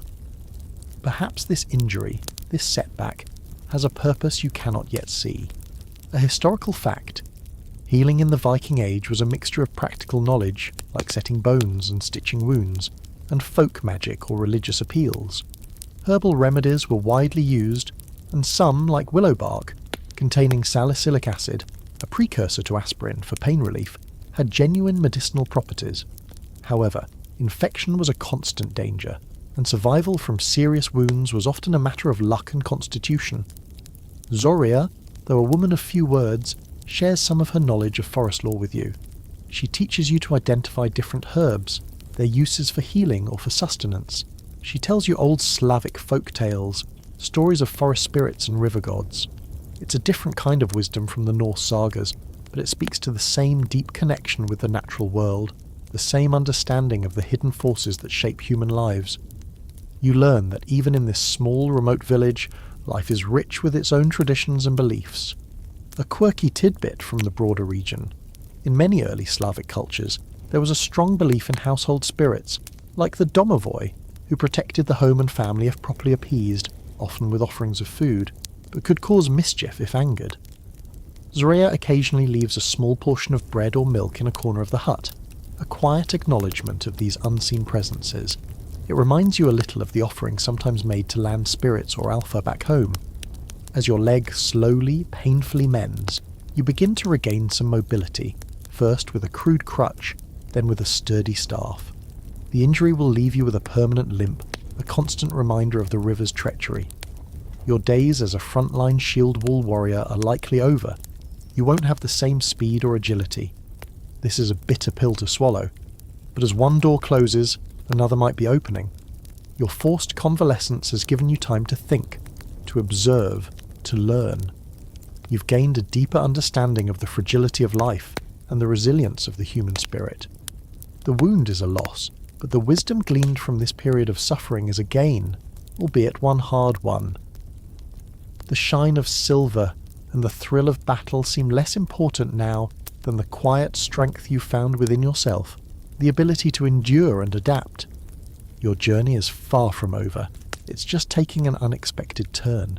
Spring arrives, painting the recovering landscape in shades of fresh green, and tentatively chasing away the last of the winter chill. Your leg, though still stiff and prone to aching, especially in the damp mornings, has mended well enough for you to walk with the aid of a sturdy staff. The limp is pronounced, a permanent alteration to your gait, a physical testament to your ordeal. But Zoria's care, her herbal remedies, and your own stubborn constitution have seen you through the worst. You've spent the long winter months not just healing physically, but also observing the rhythms of life in the small Slavic village, learning more about their customs, their language, and their deep connection to the forest and river. You've even picked up a few basic healing skills from Zoria, discovering a patience and an eye for detail you didn't know you possessed. Perhaps all those hours spent meticulously sharpening your axe weren't so different from carefully grinding herbs for a poultice. With the arrival of warmer weather, the river thaws completely, and trade begins to stir again. True to his word, Rurik's caravan passes through the area on its return journey from the south, their boats now laden with Byzantine silks, glassware, and silver coins earned from the sale of other northern goods. Rurik is surprised, and genuinely pleased to find you not only alive but relatively mobile. He admits, half expected never to see you again. He listens to your account of the winter, noting your newfound knowledge of local herbs and your improved grasp of the local dialect. The loss of his cargo in the rapids still stings him, but he also remembers your bravery in saving young Oleg. He sees the permanent limp, the end of your potential as a full-fledged warrior guard in the traditional sense. Yet, he also sees something new in your eyes, a quiet resilience, a thoughtful maturity that wasn't there before. "You have a good head on your shoulders, girl," he says, stroking his beard, "and you've learned much. pity about the leg for fighting. But perhaps there are other ways to be valuable. He makes you an offer. Not as a guard this time, but as a sort of assistant, a go-between. Your knowledge of the local language and customs, your understanding of some basic healing, these are useful skills. And, he adds with a wry grin, your reputation for courage, even if now tempered by injury, still carries weight. People remember the Shieldmaiden who pulled Oleg from the rapids. Your story has, in a small way, begun to travel along the river routes, embellished with each telling. You're no longer just an anonymous face in the caravan. You are the Shieldmaiden of the Rapids, or Hild with the Limp, or some other equally dramatic if slightly inaccurate moniker. It's a bit like getting a cool superhero name, only with more mud and fewer capes. You accept Rurik's offer. The thought of returning to your old life, of trying to be the warrior you once were, feels wrong. That chapter is closed, but this new role, using your mind and your experiences in a different way, feels like a path forward. You rejoin the caravan, your staff now as familiar to your hand as your axe once was, though you still carry the axe, a reminder of who you are and where you've been. Your role evolves. You help with translating in smaller villages, smoothing over misunderstandings. You tend to minor injuries and illnesses among the crew, your knowledge of Zoria's herbal remedies proving surprisingly effective. You learn to keep accounts, to assess the quality of goods, to anticipate the needs of the caravan. Runic, initially cautious, begins to trust your judgment, often asking for your opinion on potential trading partners or new routes. Your limp means you can't move as quickly, but it also means you spend more time observing, listening, and people, for some reason, seem more inclined to talk to a woman who leans on a staff than to a fully armed warrior. Your reputation, built on that single act of bravery and your subsequent survival and adaptation, begins to precede you. In the small trading posts and settlements along the rivers, people know of you. They see your axe, still carried with an air of quiet competence, and they see your limp, a mark of hardship overcome. It's a strange kind of fame. You're not celebrated for slaughtering enemies, but for resilience and a certain kind of quiet authority. Historians still argue about how individual reputations were built and maintained in such a mobile, often illiterate society. Word of mouth, storytelling, and demonstrable skill or character likely played huge roles, with memorable deeds or attributes becoming defining features. One summer, Runic decides to send a smaller exploratory party up a less-travelled tributary, seeking new sources of furs and amber. He chooses you to lead it. It's a significant responsibility. You're in charge of a small boat, a handful of experienced traders and boatmen, and a valuable consignment of goods for trade. The old thrill of adventure, of the unknown, flickers within you, but it's different now. It's not the hot fire of battle lust, but the cooler, steadier flame of purpose. The journey is challenging. The river is wild, the local tribes initially suspicious. There are moments of danger, when you have to negotiate passage through contested territory, or when a sudden storm threatens your small boat. But you handle each crisis with a calm competence that surprises even yourself. Your warrior training serves you well, not in fighting, but in discipline, in strategic thinking, in the ability to remain calm under pressure. Your knowledge of healing keeps your small crew healthy. Your growing diplomatic skills learned at Runic's side help you establish peaceful, profitable trade with a remote tribe previously hostile to outsiders. You return to Runic's main camp months later, your boat laden with prime furs and amber, having opened up a new valuable trading connection. Runic is immensely pleased. Your success solidifies your position, not just as a useful assistant, but as a capable leader in your own right. The men who were initially sceptical of a woman, and a lame one at that, leading an expedition now look at you with a new respect. You have proven that leadership comes in many forms, and that a sharp mind and a determined spirit can be as effective as a strong sword arm. A quirky tidbit related to leadership and reputation. Viking chieftains and leaders often relied heavily on charisma and a proven track record of success, whether in raiding, trading, or providing for their followers. Generosity was also a key leadership trait. A good leader was expected to share wealth with their retinue, binding them through loyalty and mutual benefit. Your ability to bring back profit for Runic and the caravan contributes directly to this model. The weight of leadership is new and sometimes heavy. You're responsible for the safety and success of those under your command. Their trust in you is a precious, sometimes daunting thing, but you find you are suited to it. The girl who once dreamed of glory in the shield wall is now finding a different kind of renown, one built on resilience, wisdom, and the ability to forge connections rather than just break enemies. Your deeds, though perhaps not as bloody as those of Halfdan's warriors, are beginning to be sung in their own way, whispered tales along the river routes of the Shieldmaiden who walks with a limp but leads with a clear head and a steady hand. Your journey continues, and with each passing season, your reputation as a shrewd and capable figure grows, not just despite your wound, but perhaps in some small way because of it. Years pass, measured in the rhythm of the trading seasons, the spring thaw opening the rivers, the flurry of summer travel and commerce, the preparations for the harsh eastern winter. You're no longer the tentative young woman learning the ropes from Runic. You're now a seasoned trader in your own right, perhaps in your late 20s or early 30s. Your limp is a familiar part of you, your staff a constant companion. Your grandmother's axe is still with you, a symbol of your past and a tool of last resort. But your true weapons now are your knowledge of trade routes, your understanding of diverse cultures, your fluency in several dialects, and the network of contacts and alliances you've carefully built.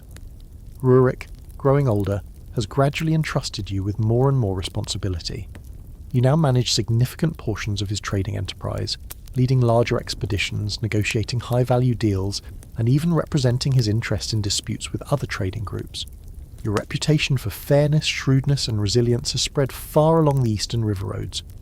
People know that your word is good, and that while you are tough in negotiation, you are also reliable. You've learned that sometimes the most effective way to win a battle in trade is to ensure everyone feels like they've gained something, a far cry from the zero-sum game of a raid. You've even managed to make a profit on a shipment of slightly singed beaver pelts by marketing them as fire-kissed, a testament to your developing salesmanship. The path of a warrior, which once seemed your sole destiny, now feels like a distant chapter. You still remember the clang of steel, the terror and exhilaration of the shield wall, but those memories no longer define you. Instead, your days are filled with the complexities of logistics, the subtle dance of diplomacy, the thrill of discovery when a new route proves profitable or a new alliance is forged. You've seen firsthand how trade can connect disparate peoples, fostering a degree of understanding, or at least tolerance, where only suspicion existed before. Of course, it also fosters intense rivalry and occasional outright conflict, but you've become adept at navigating these treacherous waters. You've wintered in bustling trade emporia like Birka in Sweden, or Hedeby in Denmark during visits back west, and in the sprawling, chaotic, and incredibly diverse settlements growing along the Dnieper, places that are precursors to the great cities of the Kievan Rus. You've seen goods from the far corners of the known world, fine Chinese silks, fragrant spices from India, gleaming Byzantine goldwork, intricate Arab silver. You've met people of countless faiths and cultures. This constant exposure to the wider world has broadened your horizons immeasurably. A historical fact: Viking Age trade was not just about luxury goods. Bulk commodities like timber, slaves, grain and textiles were also hugely important. The slave trade in particular was a significant and morally troubling aspect of the Viking economy, with captives taken in raids or warfare being sold in markets across Europe and the Middle East. This is a darker side of the commerce you now engage in, and one you grapple with, trying where possible to deal in goods rather than people, though the pervasiveness of slavery in this era is an unavoidable reality. One winter, while staying in a large fortified trading post near modern-day Kiev, a new opportunity, or perhaps a new yearning, begins to stir within you. For years you've heard tales, whispered around campfires and in mead halls, of lands even further west, beyond the great ocean, beyond even Iceland and Greenland. Tales of a place called Vinland, a land of wild grapes, towering trees, and self-sown wheat, supposedly discovered by Leif Erikson some generations ago. Most dismiss these as sailors' exaggerations, fanciful stories to pass the long nights, but some, especially those with connections to the far western settlements in Greenland, insist they are true. You encounter a Greenlander trader, a weathered man named Thorfinn, whose grandfather was said to have been part of one of those early ill-fated Vinland expeditions. He speaks with a quiet conviction about the richness of this western land, but also of the dangers, the harsh conditions, and the difficult encounters with the native inhabitants, who the Norse called Skrælingar. He speaks of the immense challenge of establishing a lasting settlement so far from home, so isolated. His words plant a seed in your mind. You're comfortable now, respected, relatively prosperous. You could continue this life of an Eastern trader indefinitely, but the old restlessness, the desire for the unknown, for the horizon, begins to stir again. It's different from the youthful craving for battle glory, and different too from the ambition for trading wealth. This feels more like a pull towards the edge of the map, a desire to see what lies beyond the known. Perhaps it's the call of your Viking blood, the ancestral urge to explore, to venture into the youth of the outer sea. Historians still argue about the exact location and extent of the Viking settlements in Vinland. The archaeological site at Lonso Meadows in Newfoundland, Canada, discovered in the 1960s, provides concrete evidence of a Norse presence in North America around 1000 AD, confirming the essence of the saga accounts. However, the full scope of their exploration and the nature of their interactions with indigenous peoples remain subjects of ongoing research and debate. You find yourself spending more time with Thorfinn, listening to his stories, studying the crude maps he sometimes sketches in the dirt, maps based on memory and hearsay rather than precise cartography. He speaks of the immense forests, the abundant game, the unfamiliar climate. He also speaks of the formidable Skrælingar, their strange customs, and their fierce resistance to the Norse presence. It sounds like a land of immense promise and equally immense peril. A land that would test every skill, every ounce of resilience you possess. A quirky tidbit: the Vinland sagas, the saga of the Greenlanders, and Eric the Red's saga, which recount these voyages, mention that one of the reasons the early Vinland settlements failed was internal strife among the Norse settlers themselves, often over resources or women, as well as conflict with the native population. It seems even in a new world, old human failings travelled with them. You'd have to make sure any expedition you joined wasn't composed entirely of people who couldn't agree on what to have for dinner, let alone build a new society. The idea takes root, growing from a fanciful notion into a tangible possibility. Beyond the battlefield, beyond the established trade routes, lies this new, ultimate frontier. It would mean leaving behind the relative security and prosperity you've built in the East. It would mean facing dangers far greater than treacherous rapids or rival traders. It would be a monumental gamble. You reflect on your journey, the farm girl, the shieldmaiden, the raider, the trader, the leader. Each phase has taught you, shaped you. The limp is a constant reminder of your vulnerability, but also of your capacity to overcome. Perhaps all these experiences have been a preparation for something even greater, something that requires not just courage or shrewdness, but a deep well of endurance and a willingness to face the truly unknown. The whispers of steel have long faded, replaced by the hum of commerce and the murmur of diplomacy. But now a new call echoes, faint but insistent, the call of the Western Ocean, the lure of Vinland. The path beyond the battlefield is leading you to the very edge of the world. The lure of Vinland, once a distant whisper, grows into a compelling call that you can no longer ignore. The stories Thorfinn, the Greenlander trader, tells are not just of fertile lands and abundant resources, but of an ultimate challenge, a true journey into the unknown. It speaks to the core of your Viking spirit, that restless urge to explore, to push boundaries, to see what lies over the next horizon, or in this case, across a vast and largely uncharted ocean. You've faced down warriors, navigated treacherous rivers, and built a successful trading enterprise from scratch. What is one more impossible-sounding venture? Famous last words, perhaps. You make your decision. You carefully settle your affairs in the East. This means transferring responsibilities within Rurik's network, ensuring the routes you established will continue to function, and saying farewell to the life you've built over many years. Rurik, though sad to see you go, understands. He has seen that restless spark in your eyes before. The Western Sea, eh? He says, stroking his beard. A bold choice. Some say it's a path to glory, others to an unmarked grave. Be sure you know which one you're sailing towards. He gifts you a finely crafted compass, a rare and valuable item acquired from a southern trader, a tool that works by the sun and stars, far more reliable than just squinting and guessing. May it guide you true, he says, a genuine warmth in his voice. Your journey west is an expedition in itself. You travel back along the familiar river routes, then overland, eventually reaching one of the major trading ports on the Baltic coast, perhaps Birka or Hedeby. Here, you seek out Greenlanders, or Icelanders with connections to the Greenland settlements. It takes time, patience, and a good portion of the wealth you've accumulated. You're not just looking for passage, you're looking to join, or perhaps even help initiate, an actual Vinland expedition. These are not common. The Greenland colony itself is a marginal existence, and ventures further west are risky and expensive. Eventually your inquiries lead you to a man named Einar Thorgilsson, a stern, ambitious Greenlander who is trying to gather resources and crew for a new attempt at establishing a permanent settlement in Vinland. He's heard tales of your exploits in the east, your reputation as a shrewd leader and a survivor. Your limp, which some might see as a weakness, he views with a certain respect. It speaks of experience and resilience. He's less interested in your past as a shieldmaiden, and more in your proven ability to manage people and resources in challenging environments. He's also impressed by the silver you're willing to invest in the venture. This isn't just about joining, it's about becoming a stakeholder. The preparations for the Vinland voyage are immense.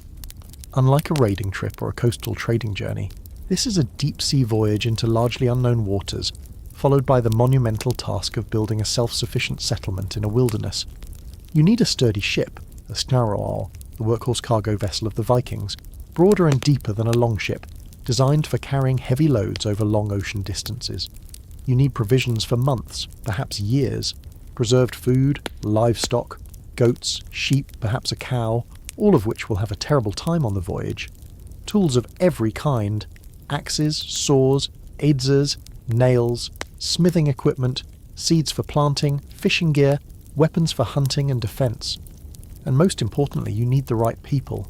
Skilled sailors, carpenters, smiths, farmers, hunters, and women, for a true settlement cannot be built by men alone. It's like planning the ultimate off-grid camping trip, but with the distinct possibility of never coming home and having to fight off more than just mosquitoes. You throw yourself into the preparations, your organisational skills honed by years of managing trading caravans proving invaluable.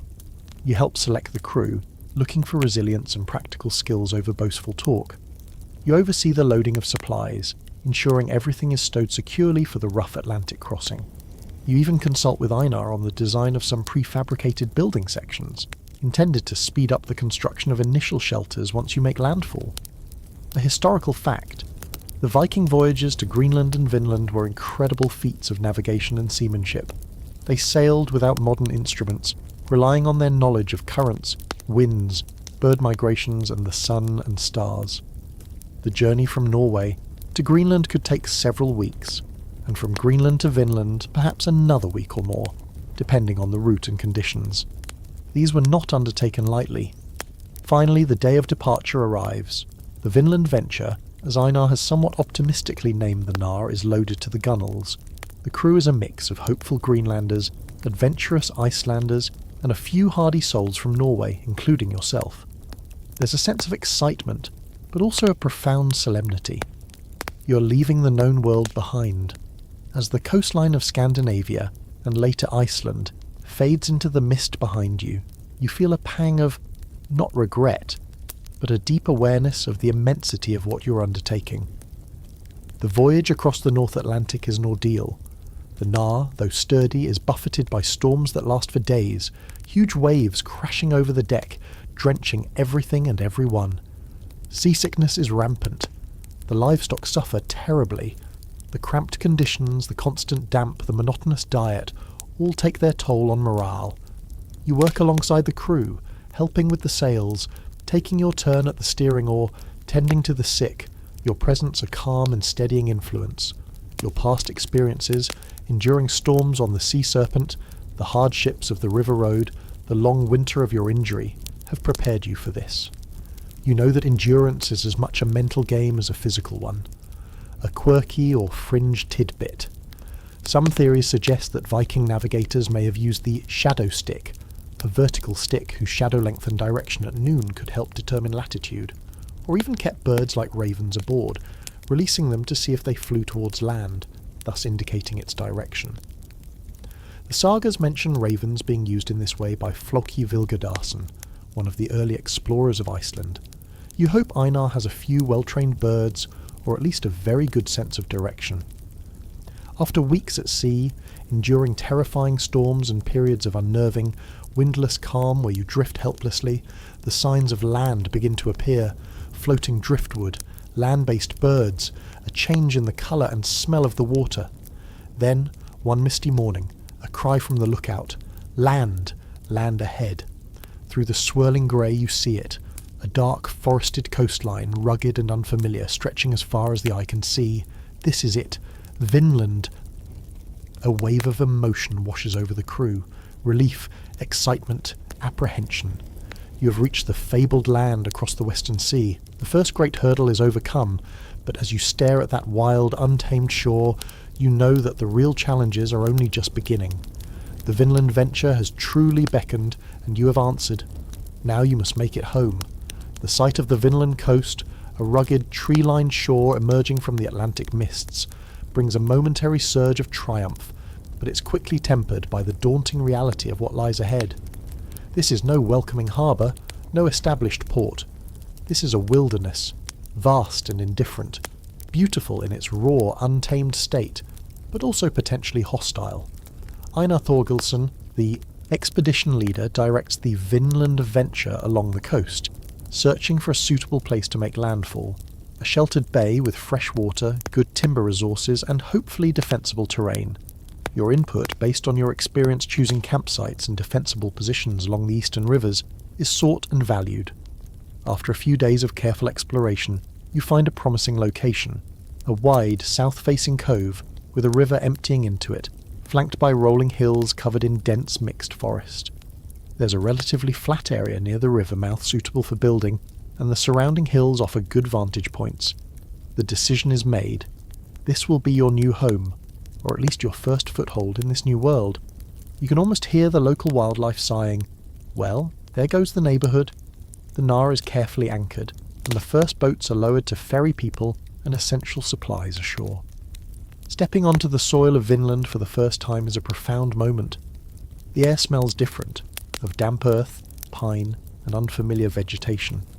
The sounds are different too. Strange bird calls, the rustling of unseen creatures in the undergrowth. It feels ancient, untouched.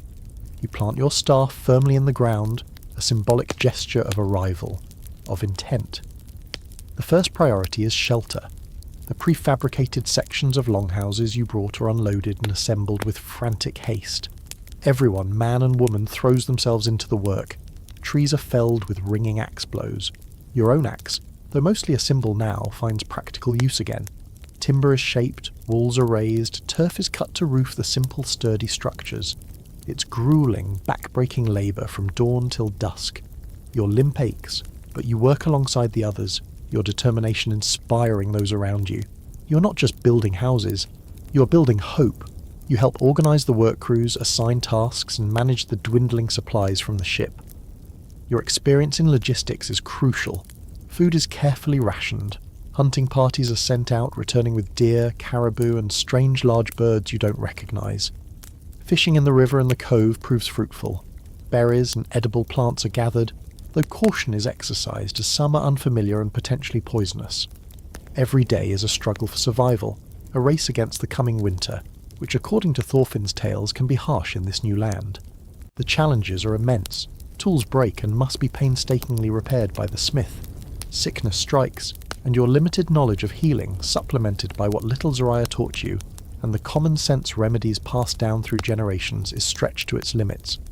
Accidents happen, a misplaced axe blow, a fall from a half-finished roof. Fear is a constant undercurrent.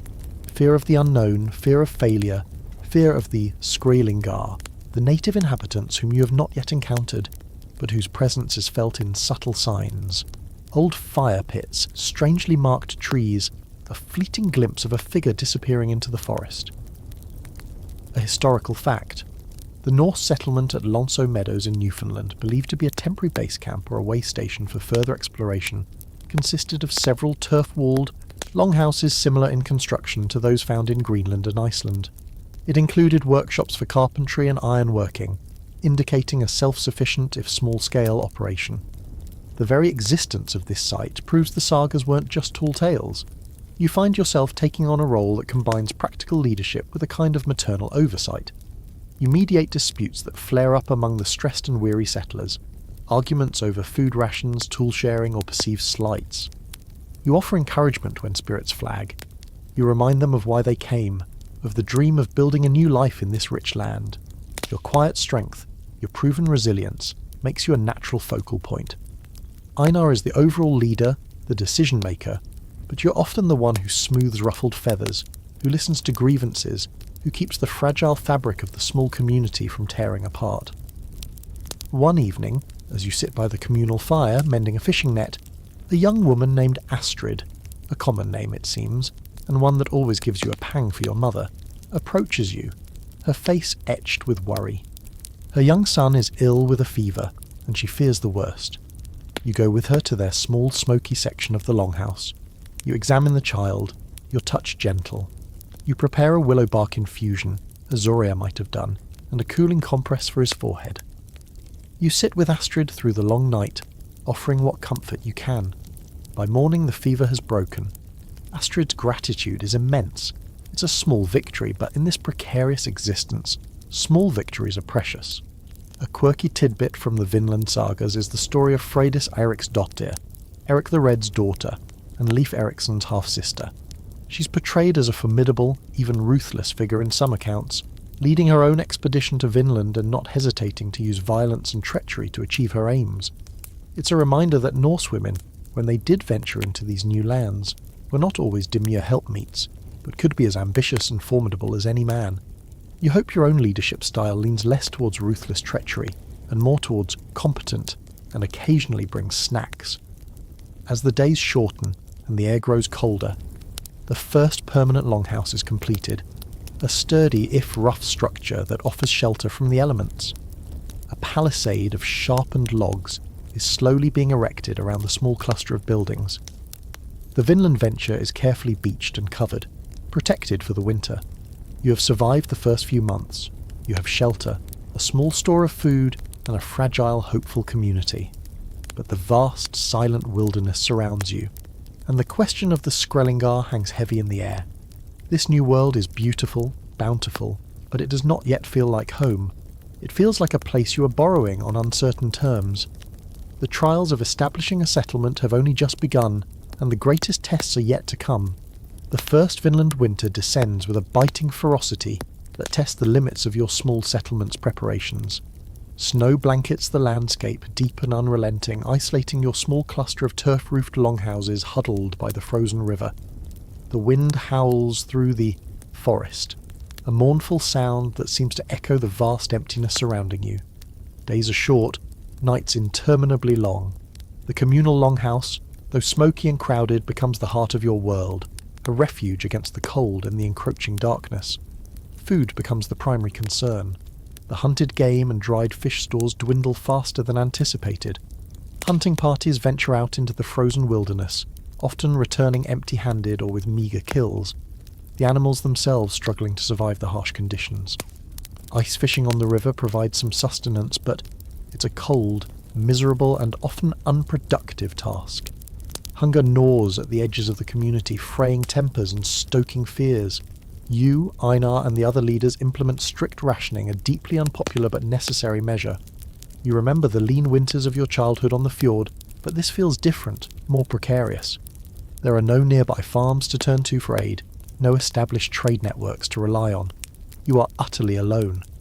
It is during this long, hungry winter that you have your first significant encounter with the Skrælingar, the indigenous people of this land. Up until now, there had only been fleeting glimpses, mysterious signs, a broken arrow shaft found in the woods, a wisp of smoke seen far in the distance.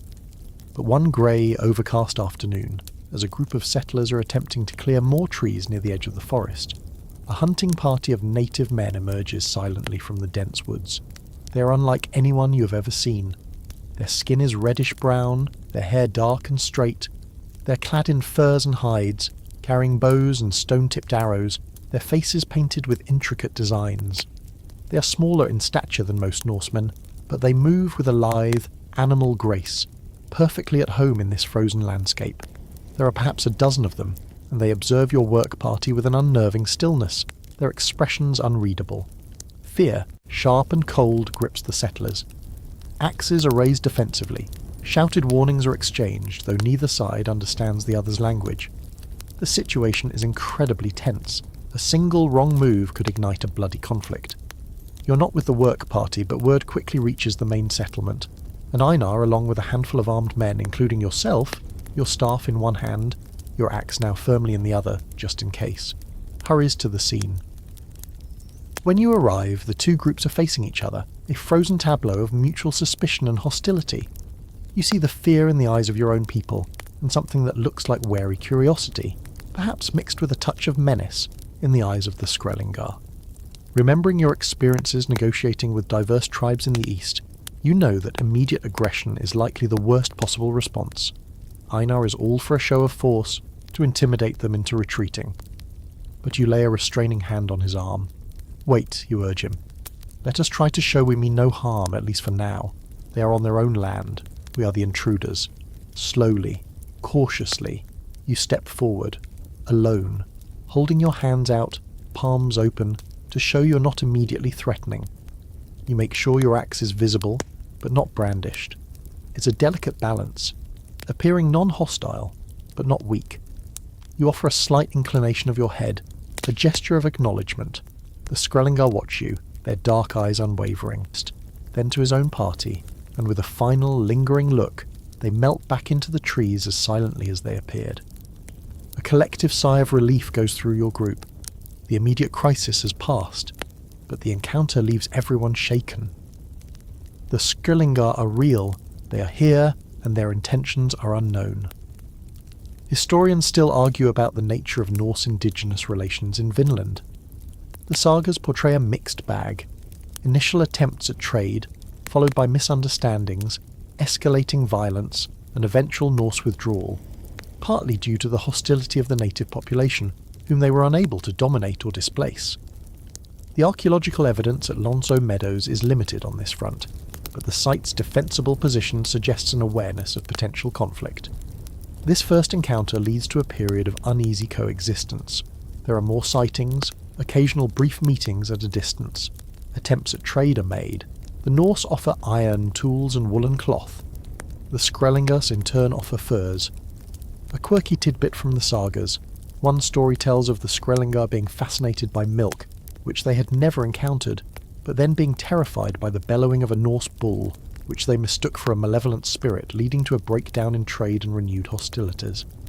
It highlights the vast cultural gulf and the potential for even minor misunderstandings to escalate. You make a mental note to keep any bulls you might acquire well away from future trading sessions, and maybe hide the milk just in case. You become one of the primary points of contact with the Skrælingar, partly because of your calm demeanour during that first encounter, and partly because you seem to have a knack for interpreting their gestures and intentions, even without a shared language. You learn a few of their words, they learn a few of yours. A fragile, tentative understanding begins to form, though it's always underscored by a deep-seated mistrust on both sides. You trade for much-needed fresh meat and furs, which helps your settlement survive the rest of the brutal winter. However, not all encounters are peaceful. A group of young, hot-headed Norsemen, against Einar's orders, ventures too far into Skrælingar territory and attempts to steal furs from a cache. They are ambushed, and two are killed. This incident shatters the fragile peace. The Skrælingar become more overtly hostile. Attacks on the settlement's periphery increase. The dream of peaceful coexistence seems to be dying. You find yourself caught in the middle, trying to advocate for caution and diplomacy with Einar, who is increasingly leaning towards aggressive retaliation, while also knowing that your people must defend themselves. The complexities of these interactions are immense. You're a stranger in their land, your very presence a disruption. Yet, your people need to survive. There are no easy answers, no clear moral high ground. The Vinland venture is proving to be a far more complicated tapestry of human interaction and survival than the sagas ever fully conveyed. The challenges are not just environmental, but deeply, tragically human. The fragile peace, shattered by the ill-fated theft and the subsequent Norse deaths, gives way to a period of simmering hostility and sporadic violent clashes with the Skrælingar. The dream of a prosperous new Vinland, built on peaceful coexistence and bountiful harvests, begins to feel like a naive fantasy. The reality is a struggle for survival in a land that, while rich, is also contested. Your small settlement, which you've named Hop, meaning tidal lagoon or small bay, a common Norse placename element, and one mentioned in the sagas for a Vinland settlement, feels more like a besieged outpost than a thriving new home. Einar Thorgilsson, deeply angered by the loss of his men and the increasing boldness of the Skrælingar attacks, pushes for a more aggressive stance. He organises retaliatory raids, small swift strikes against any native groups encountered near your territory. You argue against this, advocating for a defensive posture, for strengthening your palisade and focusing on self-sufficiency, rather than escalating the conflict. You remind him of the sagas, where such aggression often led to disastrous consequences for the Norse. We are too few, Einar, you plead. We cannot win a war of attrition against people who know this land far better than we do. Our strength lies in endurance, not conquest here.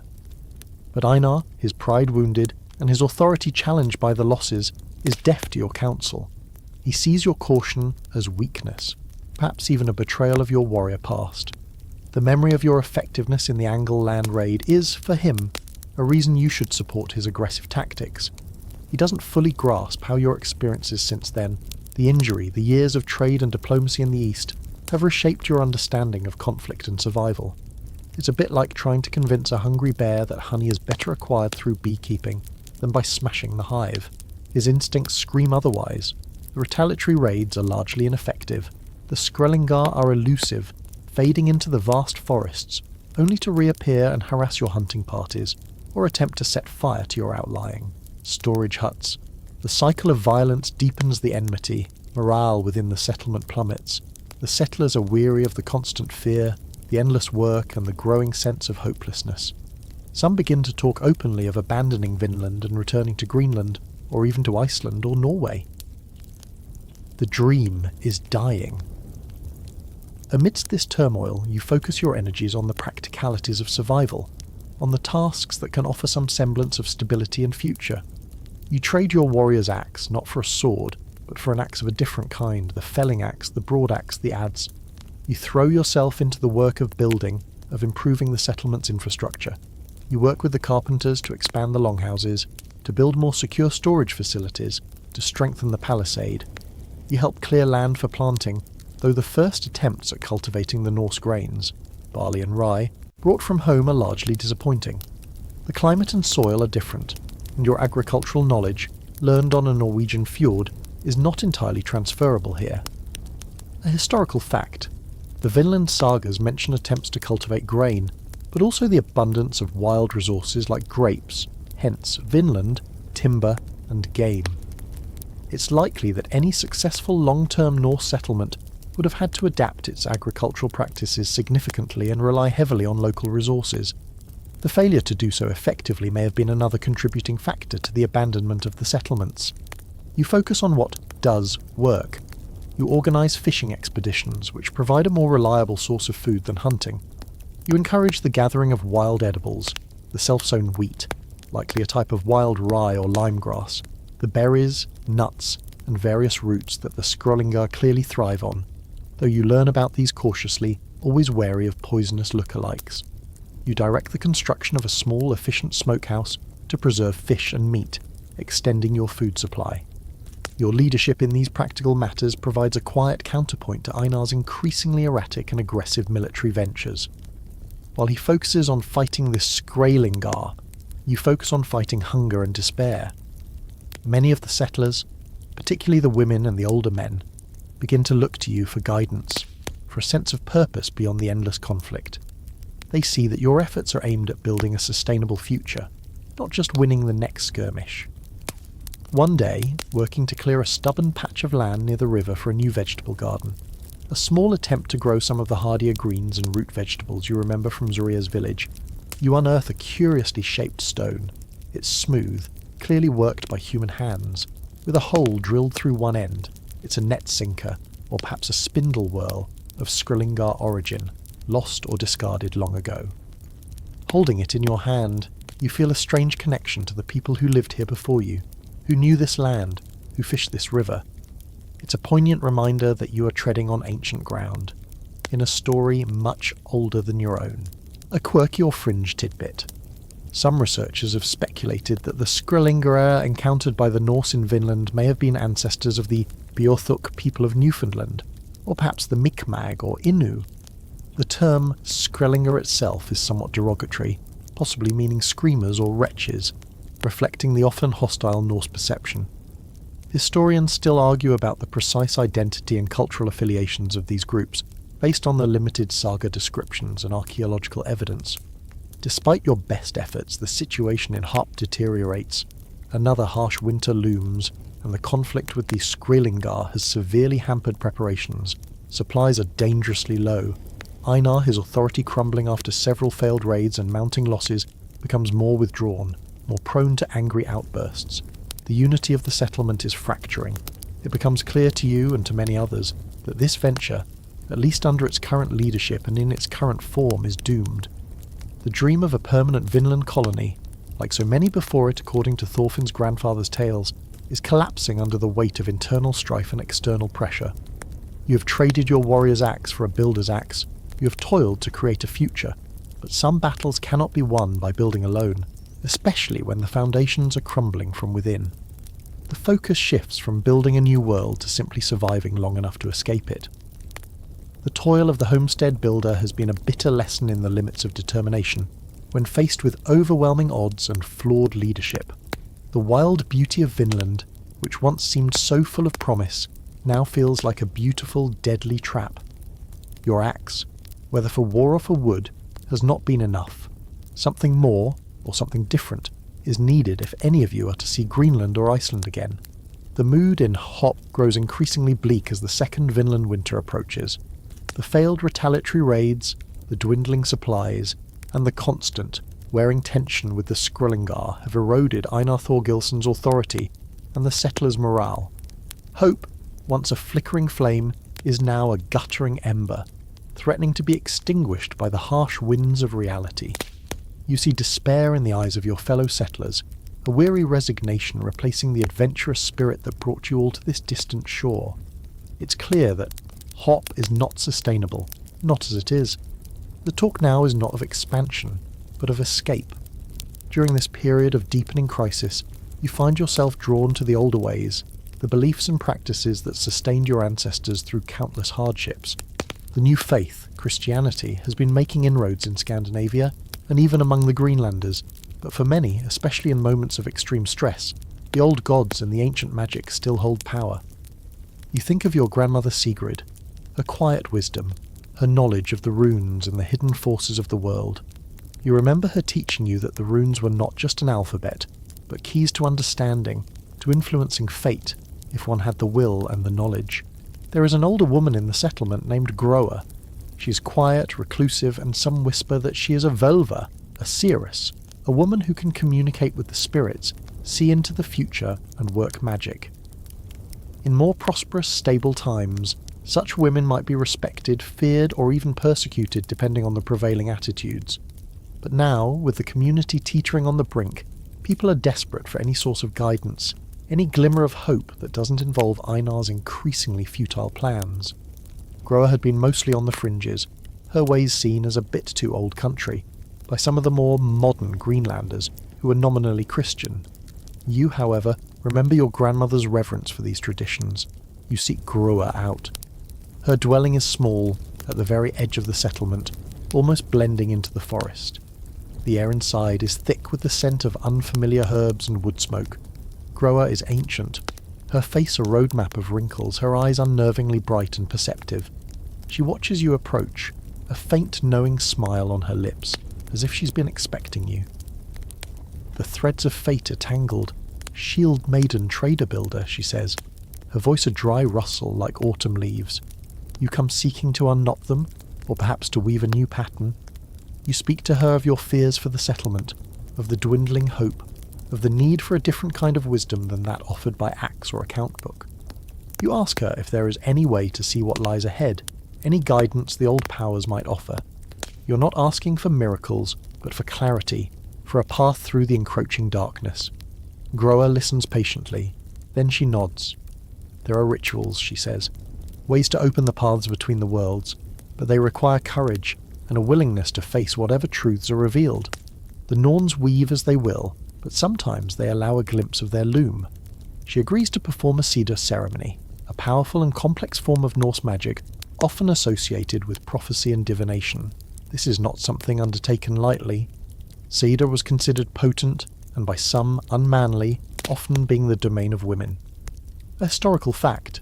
The practice of Seiðr is described in various sagas and historical accounts, often involving a raised platform for the seeress, special chants or songs, galdra, and sometimes a staff and other ritual implements.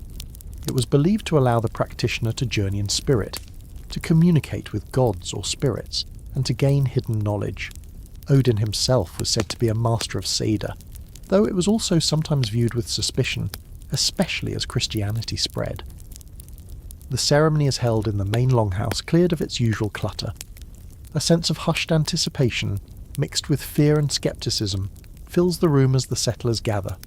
Groa, dressed in a dark cloak adorned with strange symbols and carrying a carved staff, mounts a small, specially constructed platform. Her assistants, a few other older women, begin a low, monotonous chant, a song that seems to pull at the edges of your consciousness. The only light comes from flickering tallow lamps, casting long, dancing shadows. Groa enters a trance.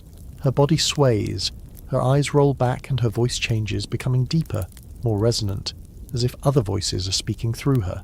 She chants in an ancient form of the Norse tongue, words you only partially understand, invoking Odin, Freyja, goddess often associated with Seiðr, and the Norns who weave the fate of all beings.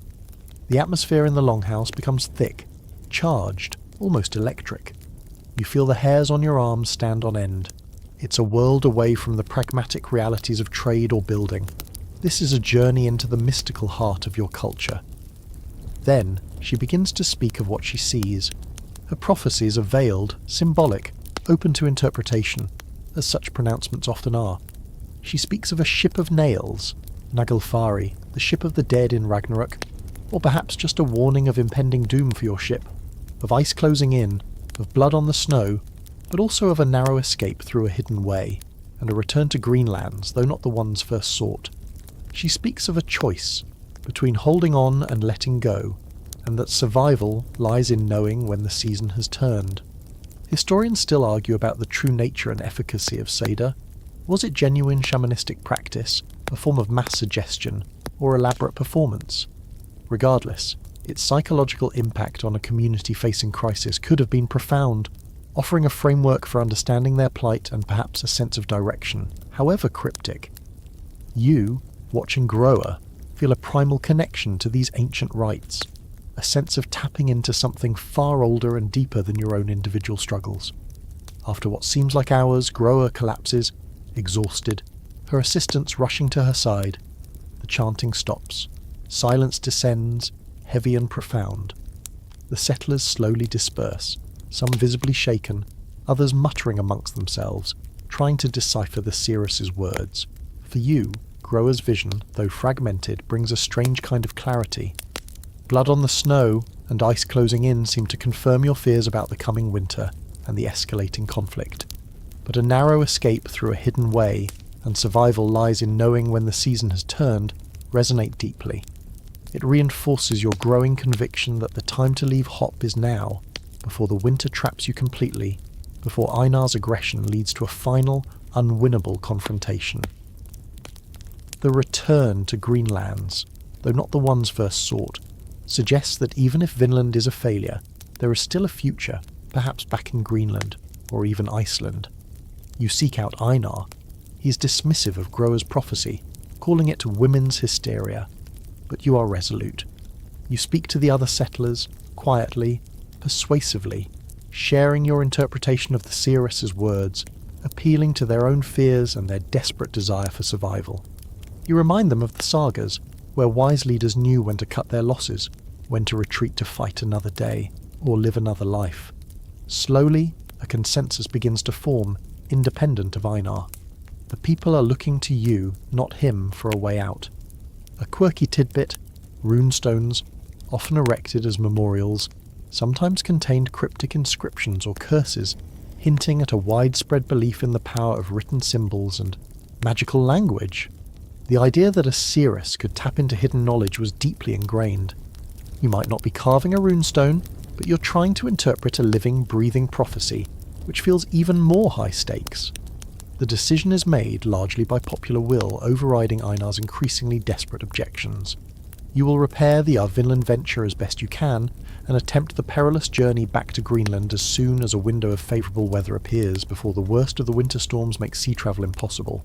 The path of the seeress, the old magic, has offered not a magical solution, but a catalyst for decision, a framework for collective action. Your exploration of these mystical traditions has, paradoxically, led to a very pragmatic plan for survival. The toil of the builder gives way to the urgent work of the shipwright and the navigator as you prepare to abandon the dream of Vinland. The decision to abandon, hop and attempt to return to Greenland hangs heavy in the crisp autumn air, yet it's also accompanied by a surge of desperate energy. The cryptic pronouncements of Groa, the seeress, combined with your own pragmatic assessment of the dwindling supplies and escalating conflict with the Skrælingar, have galvanised the majority of the settlers. Einar Thorgilsson, his authority now almost completely eroded, sulks in his longhouse, offering little help and much bitter commentary, but he no longer has the power to stop the preparations. The leadership has effectively, if informally, shifted to you and a small council of the more experienced and level-headed settlers. The primary task is repairing and refitting the Vinland venture. The Knarr has been beached for many months, exposed to the elements, and needs significant work to be seaworthy for a treacherous North Atlantic crossing so late in the season.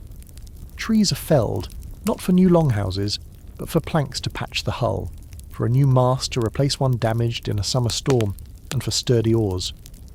The settlement's blacksmith, a grim-faced man named Brand, works day and night at his small forge, repairing iron fittings, forging new nails, and sharpening tools.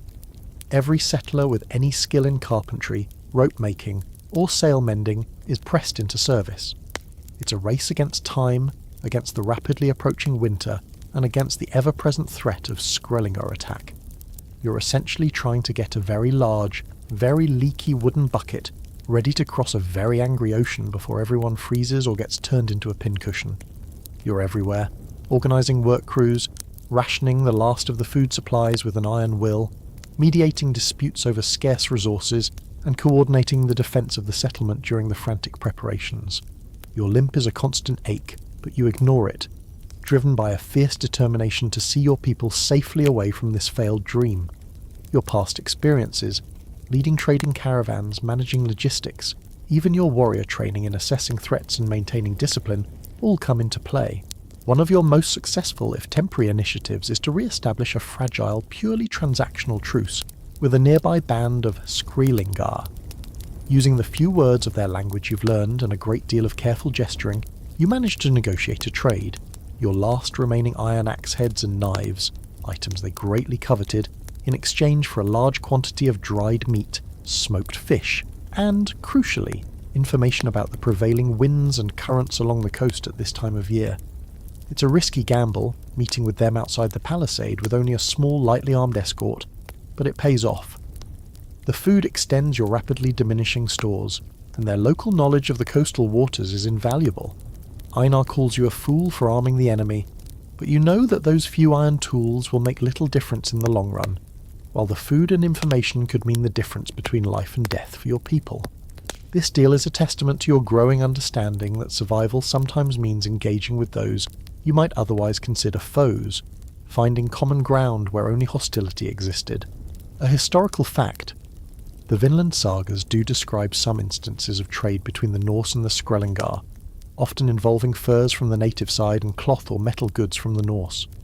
However, these interactions were frequently fraught with misunderstanding and quickly devolved into conflict, highlighting the immense cultural and technological gulfs between the two groups. Your temporary truce is a rare success in this difficult context. As the Vinland venture nears readiness, the task of deciding who and what will make the journey becomes paramount.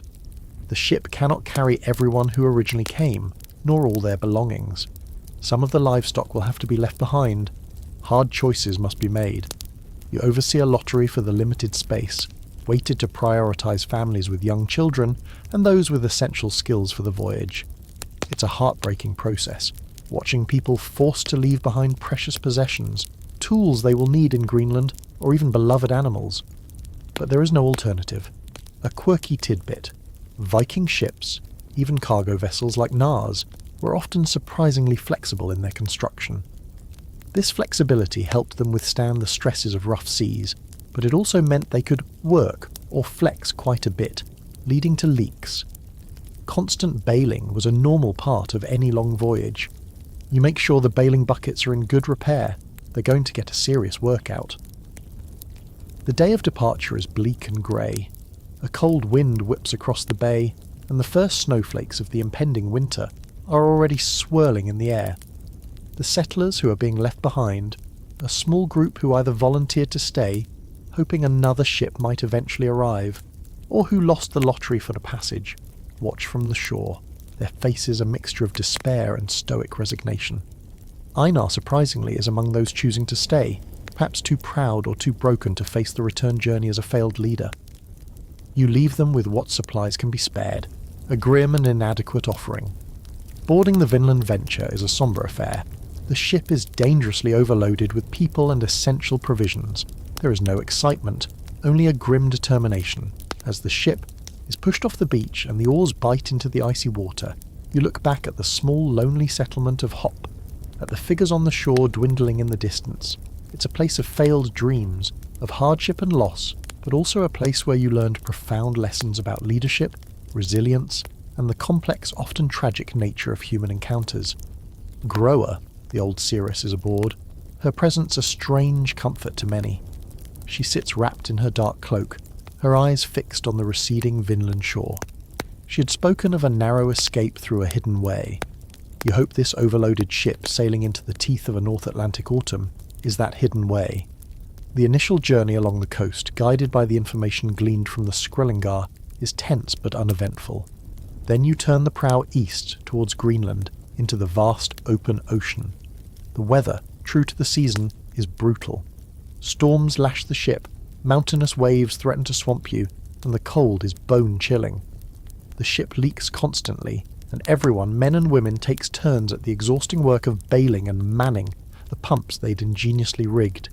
Sleep is snatched in brief, shivering interludes. Food is meagre, water strictly rationed. But this time, there is a different spirit aboard. Under your quiet, steady leadership, and with the shared goal of survival burning in every heart, there is a sense of grim unity. You share the hardships, you offer encouragement, you draw on every scrap of your seamanship and knowledge. Your trading post, Hop, may have failed in the grand scheme of Norse expansion, but the community you forged in its dying days, the one now fighting for survival on this storm-tossed Knarr, is a testament to something more fundamental. The prosperity you sought in trade has been replaced by the urgent currency of shared hope and mutual reliance. The journey is far from over, and the green lands Groa promised still seem a lifetime away. But you have taken the first, most difficult step. You have let go, and you are sailing towards an uncertain future, with the ghosts of Vinland at your back. The voyage from the shores of Vinland back towards Greenland is a relentless battle against the fury of the late autumn North Atlantic.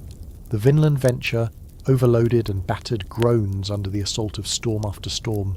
Monstrous waves, the colour of slate and capped with angry white foam, crash over the decks, threatening to sweep away anyone or anything not securely lashed down. The wind howls a ceaseless, deafening lament through the rigging.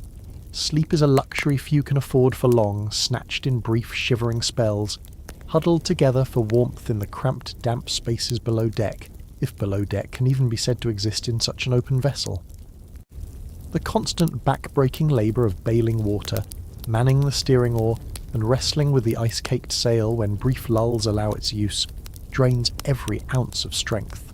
Food is scarce, reduced to mouthfuls of dried fish, now tasting more of salt and despair than sustenance, and hard, mouldering biscuits. Fresh water is more precious than gold, doled out in stingy rations that barely wet the tongue. Scurvy, the ancient bane of seafarers, begins to show its ugly signs. Bleeding gums, aching joints, a profound weariness that even the constant threat of death cannot fully dispel. You recognise the symptoms from tales heard on your earlier voyages and from your time with Zoraya, and you try to encourage the chewing of pine needles or any scraps of preserved berries that might offer a trace of the vital spirit that wards off the disease, though such resources are pitifully few. It's a grim irony that you escaped the land of wild grapes, only to face the ravages of a malady prevented by such fruit. Yet, amidst this crucible of suffering, a remarkable resilience takes hold. The shared ordeal forges a bond among the survivors that transcends the petty squabbles and despair that plagued Hop. Under your quiet, unwavering leadership they find a focus.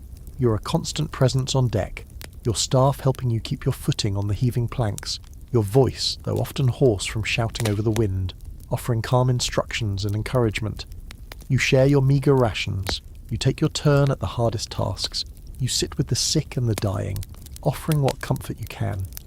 Your own experiences, the pain of your old leg injury flaring in the cold and damp, the memory of your near drowning in the icy river, the discipline of the shield wall, all contribute to your ability to endure, to project an aura of steadfastness that helps to keep panic at bay. Groa, the old seeress, also plays a crucial role. Though physically frail, her spirit remains indomitable.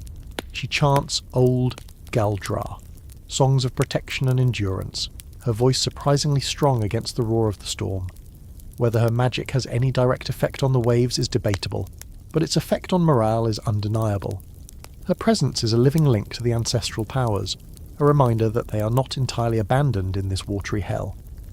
She shares cryptic interpretations of dreams, of omens seen in the flight of a rare seabird or the shape of a wave, offering glimmers of hope, or at least meaning, in the midst of chaos. A historical fact: survival on such Viking voyages often depended on immense psychological fortitude, as much as physical skill.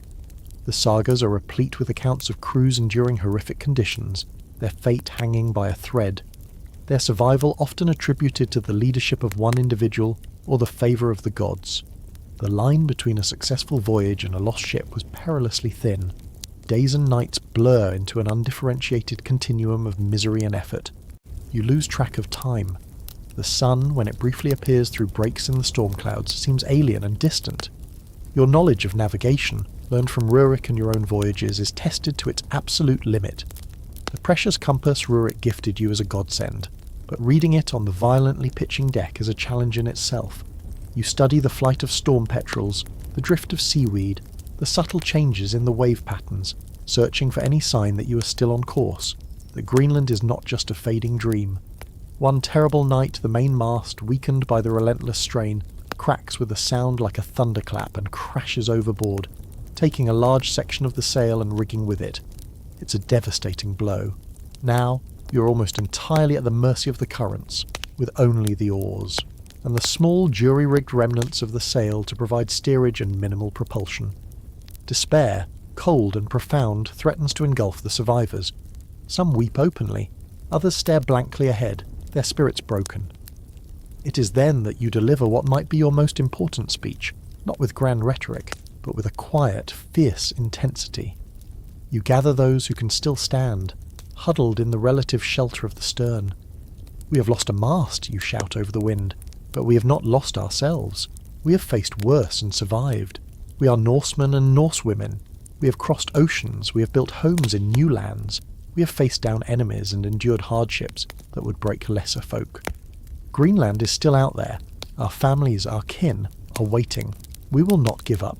We will row, we will bail, we will fight for every league of sea, for every breath in our bodies.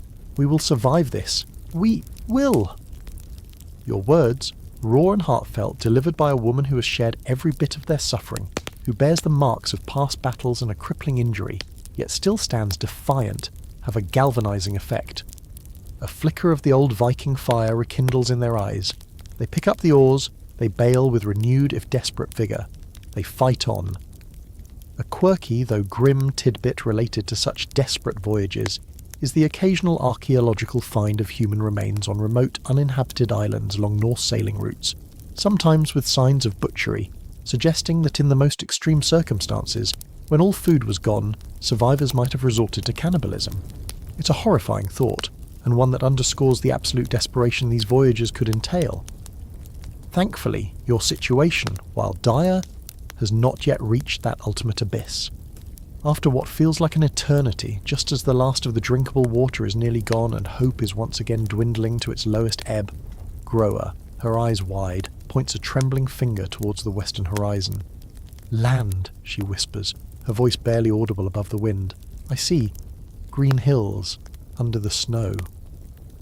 At first, you think it's a mirage, a cruel trick of the failing light and desperate minds. But then, others see it too. A dark line on the horizon, gradually resolving itself into the unmistakable shape of the land, snow-dusted mountains rising behind it. It is Greenland. Against all odds, you have made it. The Green Lands, though not the ones first sought, as Groa had prophesied. A wave of indescribable emotion sweeps over the ship. Relief so profound it brings tears, exhaustion so deep it's a wonder anyone can still stand, and a dazed, incredulous joy. You have cheated death. You have brought your people, or what remains of them, home. The Vinland venture ended in failure, but this voyage, this desperate flight, has been a victory of the human spirit, a testament to endurance and the stubborn refusal to yield. As the rugged coast of Greenland grows clearer, you know that your journey is not yet over, but you have passed through the darkest night and emerged, battered but unbroken, into the promise of a new dawn. The Elder's reflections on a life of extraordinary adventure are now deeply etched into your very soul, not just as memories, but as the hard-won wisdom of survival. The arrival in Greenland is less a triumphant return, and more a staggered, half-dead crawl ashore. The Vinland venture, or what's left of it, is skillfully manoeuvred by the last dregs of your crew's strength into one of the fjords of the eastern settlement, the main area of Norse habitation. The sight of familiar turf-roofed farmsteads, of shaggy Greenlandic sheep grazing on the sparse hillsides, of people rushing down to the shore, their faces a mixture of shock and concern, is almost overwhelming. You have come back from the edge of the world, from a place that for most Greenlanders exists only in fading sagas and sailors' rumours. You and your fellow survivors are a pitiable sight, emaciated, haggard, clad in rags, many suffering from scurvy and exposure. But you are alive. As you're helped ashore, your legs unsteady beneath you, you see the faces of the Greenlanders, your own people, yet strangers. There are questions, so many questions, but first, there is the urgent need for food, for warmth, for healing. The Greenlanders, though living a marginal existence themselves, are generous. They take you into their homes, share their limited provisions, tend to your sick. The next few weeks are a blur of recovery. You sleep, it seems, for days, your body finally surrendering to the profound exhaustion. You slowly regain strength. The simple, hearty food of Greenland, seal meat, seabirds, a little dairy, perhaps some precious imported grain, tasting like the finest feast. Your old leg injury, aggravated by the terrible voyage, aches relentlessly, but even that pain is a reminder that you are alive. Once you're strong enough, you tell your story. You speak to the local chieftains, to the assembled community in the small timber church. Christianity has a firmer, if still somewhat syncretic, hold here than in the wilder fringes of Vinland. You speak of the voyage to Vinland, of the beauty of the land, of the challenges of building hop. You describe the Skrælingar, their customs, the attempts at trade, the escalating conflict. You recount the decision to leave, the desperate repairs to the ship, and the harrowing return voyage. You do not spare the details of the hardships, the losses, or Einar Thorgilsson's failed leadership, though you speak of him more with sorrow than anger. You also speak of the courage and resilience of your fellow survivors, and of Groa's strange guiding wisdom. Your tale is met with a mixture of awe, skepticism, and a renewed respect for the dangers that lie across the Western Sea. The Vinland dream, which flickers perennially in the Greenlandic imagination, is once again shown to be a perilous one. Your survival, and the survival of those you brought back, is seen as something of a miracle, a testament to your leadership and fortitude. You're no longer just a trader from the east with a limp. You're the woman who went to Vinland and returned, a figure of near legendary status, though you feel anything but legendary. You just feel tired and old beyond your years, a historical fact. The Greenland Norse colony survived for nearly 500 years, from the late 10th century to the mid-15th century. Its eventual decline and disappearance are attributed to a combination of factors, including climate change, the Little Ice Age, conflict with the Thule Inuit migrating into the region, reduced contact with Europe, and perhaps an unwillingness or inability to fully adapt their farming practices to the deteriorating conditions. Your return from a failed Vinland venture would have been another cautionary tale in their ongoing struggle for survival. You find that Greenland, while familiar in its stark beauty, measure of respect here. Her accurate if cryptic prophecies regarding your voyage lend weight to her words, and she becomes a valued if somewhat feared wise woman in the community. She seems content, her purpose fulfilled. Many of the other survivors try to integrate back into Greenlandic life, finding spouses, joining farmsteads, their shared experience in Vinland a bond that will never be broken. As for you, your reputation as a leader, a survivor, and a woman of considerable experience in diverse lands opens unexpected doors. You're consulted by a local chieftain, a man named Gardar, who is impressed by your pragmatic wisdom and your ability to inspire loyalty. He sees in you not a broken remnant of a failed expedition, but a valuable asset to his community.